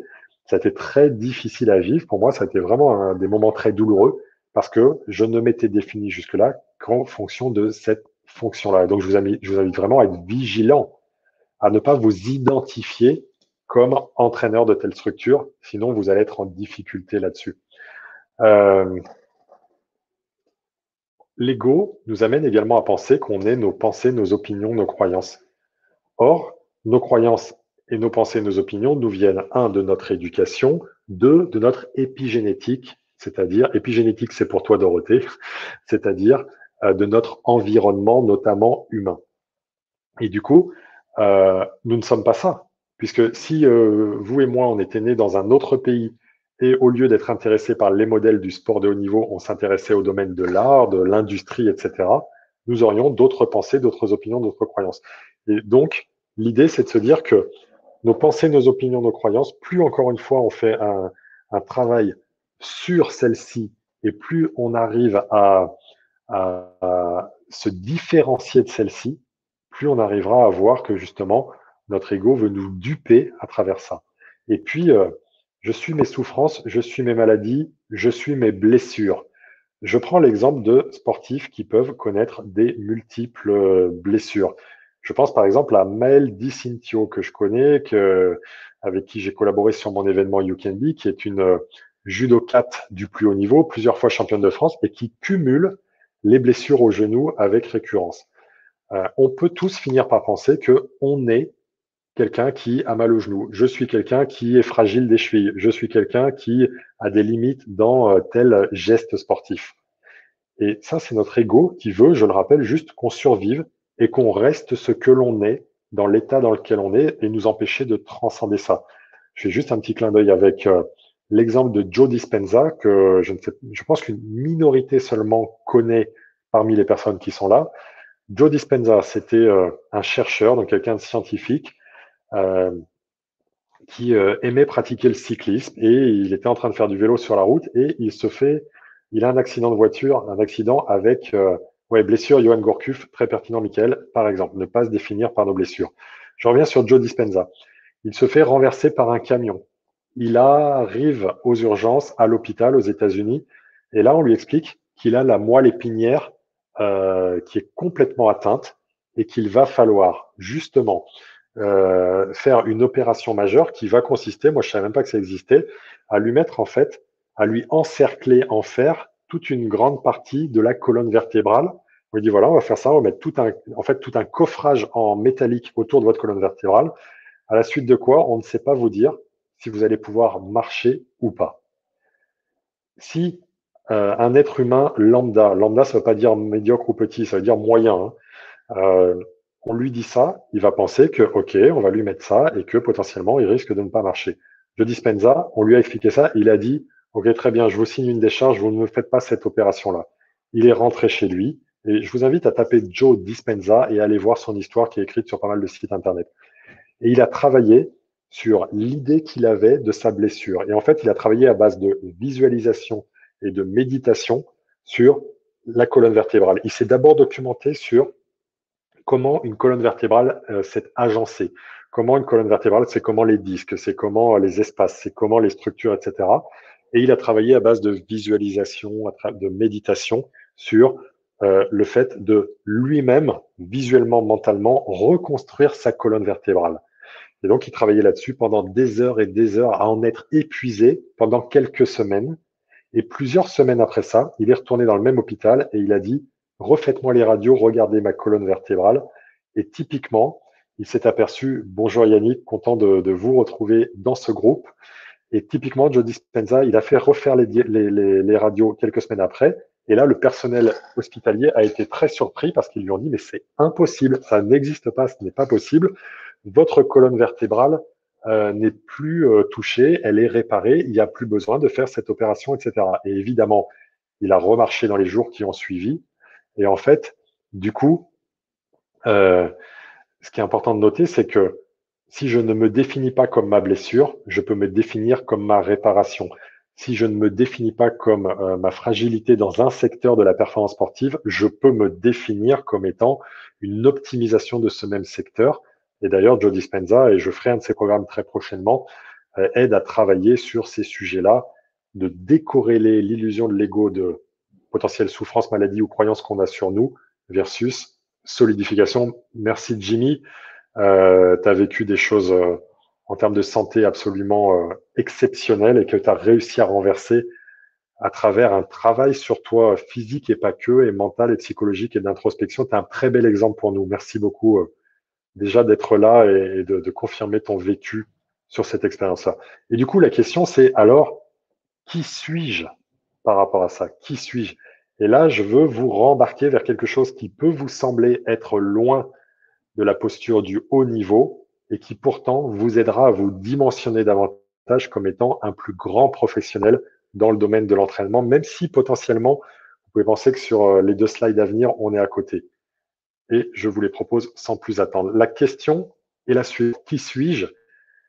Le seul moyen de savoir qui on est, c'est de découvrir ce qui en nous ne vieillit jamais. Et là, je vous demande vos idées. Quelles sont vos idées sur le fait de découvrir en nous ce qui ne vieillit jamais? Qu'est-ce qui ne vieillit pas en vous? Qu'est-ce qui ne peut pas vieillir en vous? Je suis preneur de vos apports dans le chat pour voir justement ce que vous allez apporter sur cette idée-là. Qu'est-ce qui, chez un être humain, ne vieillit pas? C'est fondamental de se poser cette question-là, parce que du coup, c'est ça qui peut potentiellement nous aider à nous décorréler des illusions, des pelures identitaires de l'ego qu'on a vues juste avant. Qu'est-ce qui en nous ne vieillit pas? Qu'est-ce qui en nous reste intemporel, reste présent, reste puissant, quoi qu'il se passe? Et là, je vais laisser un temps de silence pour que vous puissiez justement vous positionner. Ouais, créativité, Dorothée, et toi, brillante entrepreneuse que tu es, tu es très inspirante sur ce sujet-là. L'envie de construire, le ressort, l'imagination, ok. Ton âme d'enfant, Mathieu, oh purée que j'aime ça. Et oui, l'envie, l'envie ne vieillit pas, elle n'a pas de raison de vieillir, effectivement. Bon, il y a des blagues, il y a des private jokes pour les Palois. La capacité à rêver, Dorothée, il n'y a pas de raison qu'elle vieillisse, celle-ci, effectivement. Aucune raison qu'elle vieillisse. Capacité à être dans la joie, Muriel, je te rejoins également. Qu'est-ce qui ne vieillit jamais en nous? La joie, bien joué, on était synchrone. Qu'est-ce qui ne vieillit pas en nous? Parce qu'en fait, on est ça. Vous voyez ce que je veux vous dire? On n'est pas ce qu'on possède, on n'est pas ce qu'on est, on n'est pas ce qu'on pense, on n'est pas nos douleurs, blessures, etc. On est justement ce qui ne vieillit pas en nous.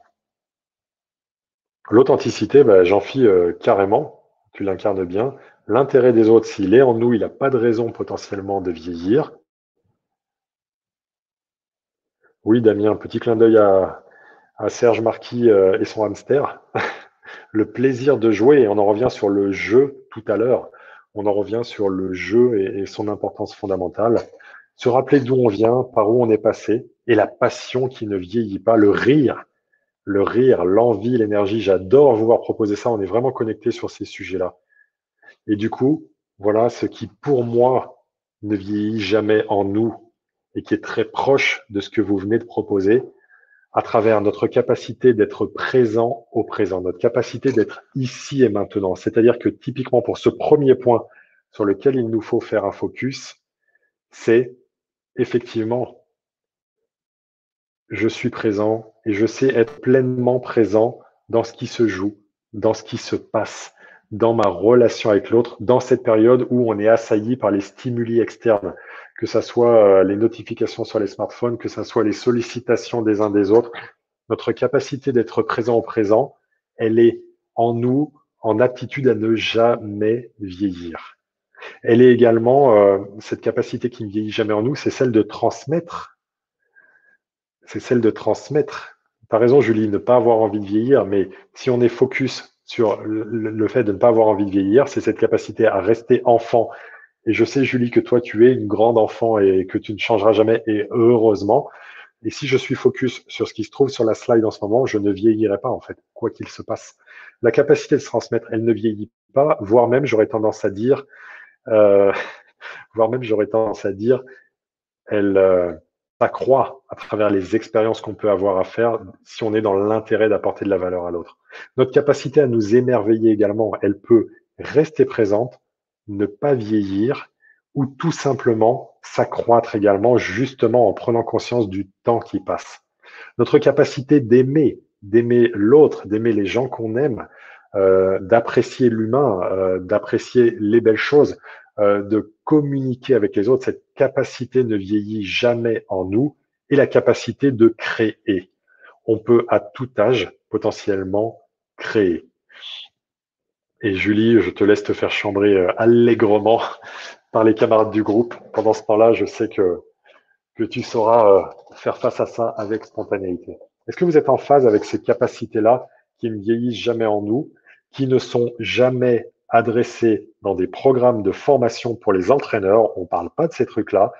Et pourtant, pour moi, le leadership d'un entraîneur, c'est justement cette capacité à revenir sur l'essentiel, à nous décorréler des sujets de l'ego et à revenir sur ces sujets-là. Parce que pour moi, vous serez de meilleurs entraîneurs et vous continuerez à être des entraîneurs au top niveau tant que vous serez capable de développer, de décupler ces capacités qui ne vieillissent jamais en vous, d'être présent, de transmettre, d'apprendre, de s'émerveiller, d'aimer, d'être dans la passion de votre job et de créer de nouvelles façons de la regarder et d'avancer. Et pour le coup, plus on est en ça, non seulement ça nous décorrèle de l'ego, vous avez compris que c'est mon propos, non seulement ça ne vieillit jamais en nous, mais surtout, plus on est dans ça, plus lorsqu'on est entraîneur sportif et ou lorsqu'on est leader, on sera en génération d'énergie, c'est-à-dire que ces éléments-là nous permettent de générer de l'énergie plutôt que d'être des drainers, c'est-à-dire des choses qui nous vident de notre énergie. Et là, je vous invite vraiment à noter ces quelques points-là. Et en termes d'exercice, à vous poser la question, est-ce que je me mets en face? Ouais, c'est vraiment le secret de la longévité, Mathieu, de la longévité harmonieuse qui nous permet de nous exprimer au plus haut niveau dans le champ qui nous intéresse. Posez-vous les questions. Est-ce que je me pose ma question de, tiens, où est-ce que j'en suis dans mon rapport à ces 6 éléments clés qui sont sur la slide? Posez-vous la question régulièrement. Où est-ce que j'en suis là-dessus? Et surtout, vous pouvez vous servir de ça aussi en mode quand on est après une contre-performance, une défaite, un échec, un truc qui s'est pas bien passé, revenir à cette liste et revenir à qu'est-ce que je peux faire par rapport à ça, et ça, et ça, et ça. Vous balayez les 6 et ça vous amoindrira le sentiment que vous pouvez ressentir de difficulté, de mauvais mood, de mauvais sentiments, etc., face à ces sujets-là. Vous voyez l'idée? Parce qu'en fait, principalement, l'ego, il est là pour accaparer notre attention vers des choses qui ne sont pas orientées autour de notre vision. Et c'est pour ça que je vous parle de la vision en point A. Il est là pour nous détourner de notre vision et nous détourner de ces capacités-là. Et donc, plus on y remet de la conscience, plus du coup, on va être un entraîneur du plus haut niveau et de la plus grande performance pour les gens qu'on accompagne, parce qu'on arrivera à être davantage dans la présence, qui nous permettra d'aller dans la performance, qui est le deuxième pilier de la pyramide que je vous ai programmé, que je vous ai proposé tout à l'heure, et donc dans quelque chose qui est loin de l'ego. Vous voyez le sujet?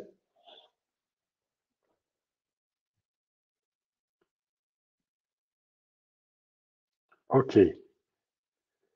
J'ai abordé avec vous les points que je voulais aborder avec vous. Est-ce qu'il y a une ou deux questions que vous voulez poser? Est-ce que vous voulez me poser une ou deux questions au débeauté comme ça qui vous intéressent, des sujets que vous voudriez voir abordés?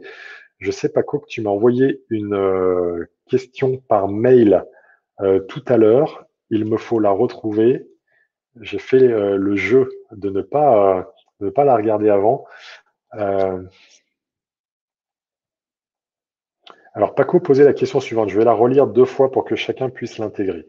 Comment pour les entraîneurs, alors en l'occurrence les entraîneurs de sport collectif, comment pour les entraîneurs de sport collectif estimes-tu que nous puissions intelligemment appréhender le scepticisme d'un joueur qui camperait un positionnement mismatch vis-à-vis d'un choix de philosophie de jeu? Pour moi, on en revient, alors je la reformule une deuxième fois parce que c'est une question qui est pertinente et complexe. Comment les entraîneurs de sport collectif peuvent-ils intelligemment appréhender le scepticisme d'un joueur qui camperait un positionnement mismatch au regard d'un choix de philosophie de jeu? Alors, par rapport à cette question-là, je pense que la question, c'est plus moi je suis je vais me raccorder vraiment, et c'est pas pour être dans la redondance, c'est parce que c'est de la conviction forte pour moi d'un modèle. Plus je suis en phase avec la vision. Ce que tu appelles la philosophie de jeu, moi je la mets dans ma rubrique à moi en mode vision. Ma vision, elle est là. Et pour les sports collectifs et ou le basket, on a à la fois une identité culturelle, une vision, une philosophie de jeu qui correspond à un coach. Et on a également comment est-ce que je tiens compte de l'effectif que j'ai, des joueurs, des joueuses que j'ai, de leur spécificité pour amener justement du lien avec la philosophie de jeu. Donc pour moi, il y a le premier point, c'est évidemment comment est-ce que je corrèle, j'accole ma vision, ma philosophie de jeu à l'ensemble des personnes qui sont là. Et ensuite, comment est-ce que je peux expliciter sans me justifier, et c'est là que le challenge arrive, au joueur en question, ce que j'attends de lui dans le cadre qui m'est donné. L'idée, c'est de dire, la philosophie de jeu ou la vision, elle se traduit, selon moi, selon l'axe suivant. C'est, je veux aller dans cette direction. Et il fut un temps, en management d'équipe, on disait, je veux pas avoir une tête qui dépasse, tout le monde va dans le même moule, etc. Alors, chez nous, les basketteurs, ça pouvait pas fonctionner, ou chez les basketteurs, parce que, évidemment, il y avait des têtes qui dépassaient. Blague à part, c'était déjà inadapté à l'époque, ça l'est encore plus maintenant avec les nouvelles générations. L'idée, c'est, j'ai une philosophie de jeu, un axe, une vision, je veux aller par là. Mon enjeu en tant qu'entraîneur de sport collectif, mais c'est potentiellement valable aussi dans les sports individuels, hein, parce qu'il y a aussi des enjeux de concurrence et de co-entraînement, pour le coup, que j'ai vécu à titre personnel. Comment est-ce que je peux amener à faire comprendre aux joueurs en question que il va nourrir des objectifs, des intérêts individuels en allant dans cette décision-là? Et en fait, c'est vraiment une question qui a à voir entre le lien entre l'individuel et le collectif, parce que si on est honnête, une équipe de sport collectif, elle est constituée d'individualités qui ont chacun leurs enjeux individuels. On a beau faire, on a beau vouloir rendre tout le monde uniforme. D'ailleurs, tout le monde a le même uniforme, la même tenue, le même maillot, le même short, etc. Donc on se reconnaît sur le terrain, mais il y a quand même une volonté d'uniformité et de collectivisation des personnes. En même temps, chaque athlète, et si je prends les basketteurs, basketteuses, exprime sa singularité, sa différence à travers un poignet éponge, un tatouage, une coiffure, un piercing, etc. C'est juste pour dire, je veux bien être comme les autres, mais quand même, je veux exprimer ma différence. Et en fait, le challenge pour moi, Paco, par rapport à ta question, telle que je la comprends pour l'instant, c'est comment est-ce que je peux exprimer aux joueurs en question que le fait d'aller dans cette direction va lui permettre d'intégrer pour lui un des éléments de ses enjeux individuels, de ce à quoi il aspire individuellement, et que le fait d'aller dans cette direction n'est pas nécessairement antinomique avec ce à quoi il ou elle aspire. Et également, s'il y a certainement en préalable et au démarrage de ça, une nécessité accrue, avant qu'on en arrive dans cette situation de mismatch de son positionnement, la vision, la philosophie de jeu, de ce qui pour moi est la clé de la cohésion. S'il y en a une à retenir, c'est celle-là, c'est clarté des rôles et des tâches de chacun. Clarté des rôles et des tâches de chacun. Je te fais venir, j'attends ça de toi, je veux que tu fasses ça et que tu réalises ça.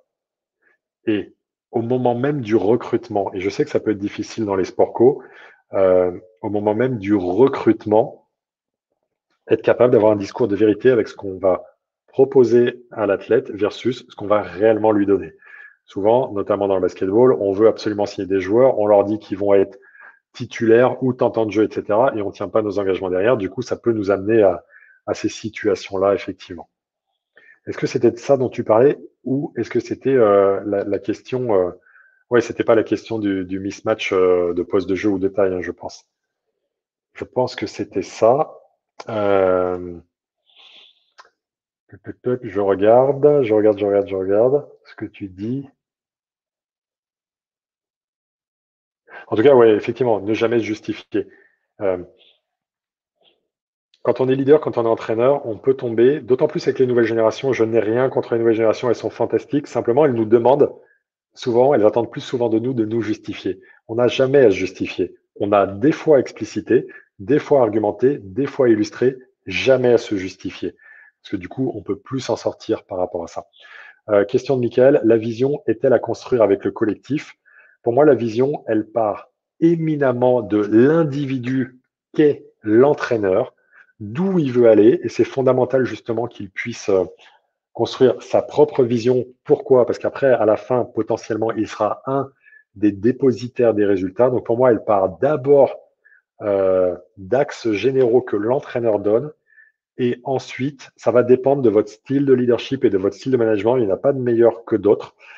Qu'on soit dans un style directif ou dans un style participatif, vous avez un module là-dessus sur la formation entraîneur d'excellence en ligne.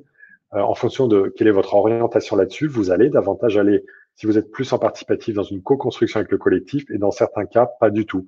Euh, mais c'est vraiment identitaire et lié à vous. Mais dans les deux cas, pour moi, je ne peux pas construire la vision avec tout le collectif au démarrage. Il doit y avoir d'abord cette réflexion, ce sujet que moi j'ai de moi avec moi, où je veux aller, qui soit posé. Et ensuite, je vais co-élaborer, co-construire les modalités opérationnelles d'atteinte de la vision, mais pas nécessairement la vision. Pour aller plus précisément, La vision, pour moi, c'est l'entraîneur qui en est dépositaire, c'est la sienne. Et ensuite, sur les modalités d'obtention, de mise en œuvre, de réalisation, ça peut ou pas, en fonction de votre style, mettre ça en place avec le collectif. Et là, pour le coup, de mon analyse à moi, il n'y a pas de réponse générale à pouvoir apporter dans mon analyse par rapport à ça. Et il est évident que un des rôles de l'entraîneur, c'est de fédérer et de rassembler, c'est évident. Maintenant, quelle est la façon que vous utilisez pour fédérer ou rassembler? C'est à vous d'y porter de la valeur. Et dans les modules qu'on a, vous allez trouver des sujets qui vous aident à voir où vous en êtes par rapport à ça. Paco, fais-moi juste un petit signe en me disant si j'ai bien répondu sur ta question. Je voulais juste en avoir la certitude. Et sinon, reformule-moi quelque chose, s'il te plaît. S'il te plaît.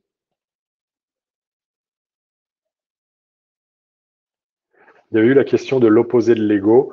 Laurent, tu proposais le lâcher prise. Julie, l'autodérision, que tu sais pratiquer pour le coup. Ouais, d'accord avec tout ça. Et c'est vraiment le lâcher prise et la présence et la conscience, à mon avis. Pour moi, la clé de la présence et de la conscience, c'est vraiment ce qui va nous aider à nous sortir de la question de l'ego. Si je mets de la conscience sur ce qui se joue, sur les émotions qui se présentent à moi, si je mets de la présence sur les pensées qui m'animent et sur en quoi elles vont m'amener à me... merci Paco pour le feedback. En quoi elles vont m'amener à justement partir dans une mauvaise direction, du coup, je vais arriver à contrebalancer la question de l'ego. Donc, autodérision et lâcher prise, oh que oui.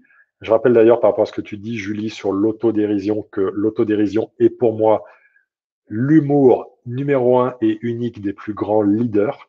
Parce que si je me moque de moi, je suis capable de montrer aux autres que je ne suis pas intouchable, que je suis capable d'avoir ce prise de recul. Et le pire serait l'ironie ou envoyer des pics ou se moquer des autres qui du coup nous empêche de fédérer et de construire cette vision du collectif. Du coup. OK. Allez, puis une petite dernière question. Ouais, tiens, c'est intéressant, Johan, ce que tu proposes. On peut définir les objectifs, décliner ce qu'on a besoin. Ce qui est intéressant, ce que tu apportes, Johan, j'aime partager ça, c'est la question de l'établissement des valeurs du groupe par et avec le groupe. Valeurs, mais je dirais aussi modalités de fonctionnement, règles de vie, euh, entre guillemets, règlement intérieur de fonctionnement de l'équipe, pas forcément du club, de la structure, etc. Ça, c'est des choses intéressantes à regarder avec le groupe ou avec l'équipe. Donc ça, on peut le travailler avec le groupe ou avec l'équipe. Je prends un exemple tout simple, hein, c'est euh, quand, par exemple, en équipe de France, il y a quelques années de ça, Tony Parker n'était pas nécessairement présent sur un premier rassemblement de l'équipe de France, c'était calé dans les valeurs de l'équipe, c'était calé avec les joueurs de groupe. Ça n'a jamais posé de problème à qui que ce soit. Et je dis bien, ça a été exceptionnel. Je l'ai vu une fois notamment avoir lieu, cette situation-là. Et ça posait pas de problème parce que c'était co-défini avec l'ensemble des joueurs qui, eux, se disaient, mais nous, on préfère tellement qu'ils soient pas là sur ce premier rassemblement et qu'ils soient présents sur les autres et sur la compétition. Pourquoi? Parce qu'avec lui, on risque quand même de mieux gagner une médaille que pas. Donc, tout est à jauger et à co-construire. Par contre, si c'était apposé, posé comme ça, sans que personne soit au courant de rien, là, pour le coup, ça serait choquant. Effectivement, ouais, la frontière est toujours fine, Julie, par rapport au sujet précédent. Ok, écoutez, je vous propose qu'on en reste là pour cette séquence. On va se retrouver, j'insiste, on va se retrouver jeudi prochain à 16 heures également. Je vais changer de modèle, je vous le dis tout de suite, je vais changer de modèle pour la séquence de jeudi prochain. On va revenir sur le fonctionnement par Zoom pour la séquence de jeudi prochain. Pourquoi? Parce que on se verra toutes nos têtes. Ça donnera encore une autre dynamique, même si là il y avait beaucoup de dynamique. Et puis surtout, vous pourrez poser vos questions en live, à l'oral, directement. Donc, on va rebasculer par Zoom. Pour les personnes qui sont inscrites à la formation, vous avez le lien Zoom dans le premier mail que je vous avais envoyé. Donc, vous retournez sur ce lien-là. Néanmoins, je le posterai là dans le groupe Facebook, le lien pour que les uns les autres, vous puissiez y accéder. Je veux qu'il n'y ait pas que les gens de la formation qui puissent y accéder. Donc, on basculera sur Zoom pour que vous puissiez poser vos questions à l'oral et en live sur la prochaine séquence. On sera sur 16 heures, presque 18 heures sur la prochaine séquence jeudi. Je parlerai, comme je m'y suis engagé tout à l'heure, notamment de la question des valeurs personnelles et des valeurs d'un club et d'une équipe. Et j'attire votre attention, c'est vraiment un moment exceptionnel. de 18h à 19h. Cette fois-ci, ça sera à nouveau dans ce groupe que ça aura lieu. De 18h à 19h, jeudi prochain, jeudi 25, je réalise une interview de Jean-François Ménard, un des plus grands préparateurs mentaux au monde. Je pèse mes mots. Il accompagne des athlètes olympiques. Il a formalisé des concepts vraiment puissants. J'ai beaucoup de plaisir de le compter parmi mes amis et l'idée, c'est de vous apporter cette valeur-là. Du coup, prenez ce temps si vous le pouvez, parce qu'en live et en direct, c'est toujours beaucoup mieux. Et Jean-François, c'est pas simple d'arriver à avoir des temps avec lui. Pendant le sommet Leader Time que j'ai mis en place pendant le confinement, ça n'a pas été possible, il n'était pas présent. Et je sais que j'aurais pas deux occasions de pouvoir faire des interviews avec lui malgré la bonne qualité de relation que j'ai avec lui. Il est très sollicité, un conférencier hors pair qui, lorsqu'il intervient en conférence, prend plusieurs milliers d'euros canadiens pour le faire. Donc, c'est un vrai cadeau que je voudrais vous faire à vous tous, vous toutes et vous tous qui êtes là. Donc, soyez vigilants pour si vous pouvez être ici. On se retrouvera donc sur Zoom jeudi prochain pour aller plus loin sur cette modalité en mode encore plus en live et à 18h avec l'excellent Jean-François Ménard pour ce sujet-là. La dernière chose que je vais vous demander, c'est là d'écrire dans le chat quelle est la chose que vous retenez le plus et sur lequel vous allez mettre le plus de valeur en termes d'implémentation dans votre quotidien à partir de maintenant. Je vous invite vraiment à l'écrire dans le chat parce que ça va être une forme d'engagement avec vous que vous allez faire et je voudrais vraiment que vous puissiez vous engager à dire tiens, ok, là j'ai entendu des choses qui aient pu être partagées par moi, qui aient pu être partagées par d'autres à travers vos interventions qui ont été très riches et ça, j'en doutais pas. Mettez dans le chat là quels sont les engagements que vous prenez de sujets qu'on a pu aborder, partager, sur lesquels vous allez mettre dans de la valeur, sur votre quotidien et votre pratique. Être présent, ne pas se justifier, que rien que ces deux-là sont tellement puissants, tellement puissants. Qu'est-ce que vous allez mettre en valeur? La pyramide, ok, super, super. La simplicité de la pyramide, de la vision à la performance, à la sérénité et l'ensemble de ces polarités. Que vous engagez-vous à faire? Gardez de la hauteur au regard de ton ego. Bien joué, Franck, tellement important. Pensez quotidiennement à ce qui ne vieillit pas. Si tu arrives à faire ça, Dorothée, mon Dieu, c'est quelque chose d'exceptionnel et je te souhaite d'y arriver. Je sais que tu peux y arriver. Travailler sur la vision, l'assertivité. Voilà, continuez à écrire dans le chat ce qui vous a le plus marqué et comment vous allez pouvoir justement prendre l'engagement. J'insiste sur ça. Hein. Le mindset, c'est vraiment quand je prends l'engagement dès à présent de faire des choses, prendre l'engagement dès à présent de mettre ça dans votre quotidien. Parce que ça va vous aider du coup à essayer d'en faire quelque chose. Et pour celles et ceux d'entre vous qui suivent la formation, c'est la même chose. À chaque fois que vous voyez des modules vidéo dans la foulée, qu'est-ce que j'en retiens? Qu'est-ce que j'en mets en place? En quoi ça se corrèle directement avec ce que je peux faire en termes d'apport de valeur qui du coup va me permettre de découper mon sentiment de valeur pour aller vers le haut de la pyramide qu'on a vu tout à l'heure. Voilà. Je vous remercie d'avoir été présent. Je vous remercie sincèrement, c'est pas des mots en l'air et mon non-verbal vous le confirme. Je vous remercie de votre confiance à travers le fait de suivre mon programme, à travers le fait de consacrer de votre temps, parce que le temps, c'est la denrée la plus, avec la santé, la denrée la plus précieuse que l'on puisse avoir. Donc, merci de votre temps, de votre attention. Je dédie vraiment ma vie à pouvoir accompagner des gens comme vous à gérer les situations de pression et à faire face à vos plus hauts challenges. Merci de votre confiance. Merci de votre présence. Et puis, au plaisir réel de vous retrouver jeudi prochain pour les deux créneaux, 16h sur Zoom en mode échange et 18h pour l'interview avec Jean-François. Vous allez voir que ça va être très riche et très intéressant, ces deux séquences. Je vous souhaite une très bonne fin de journée et je vous dis à très vite.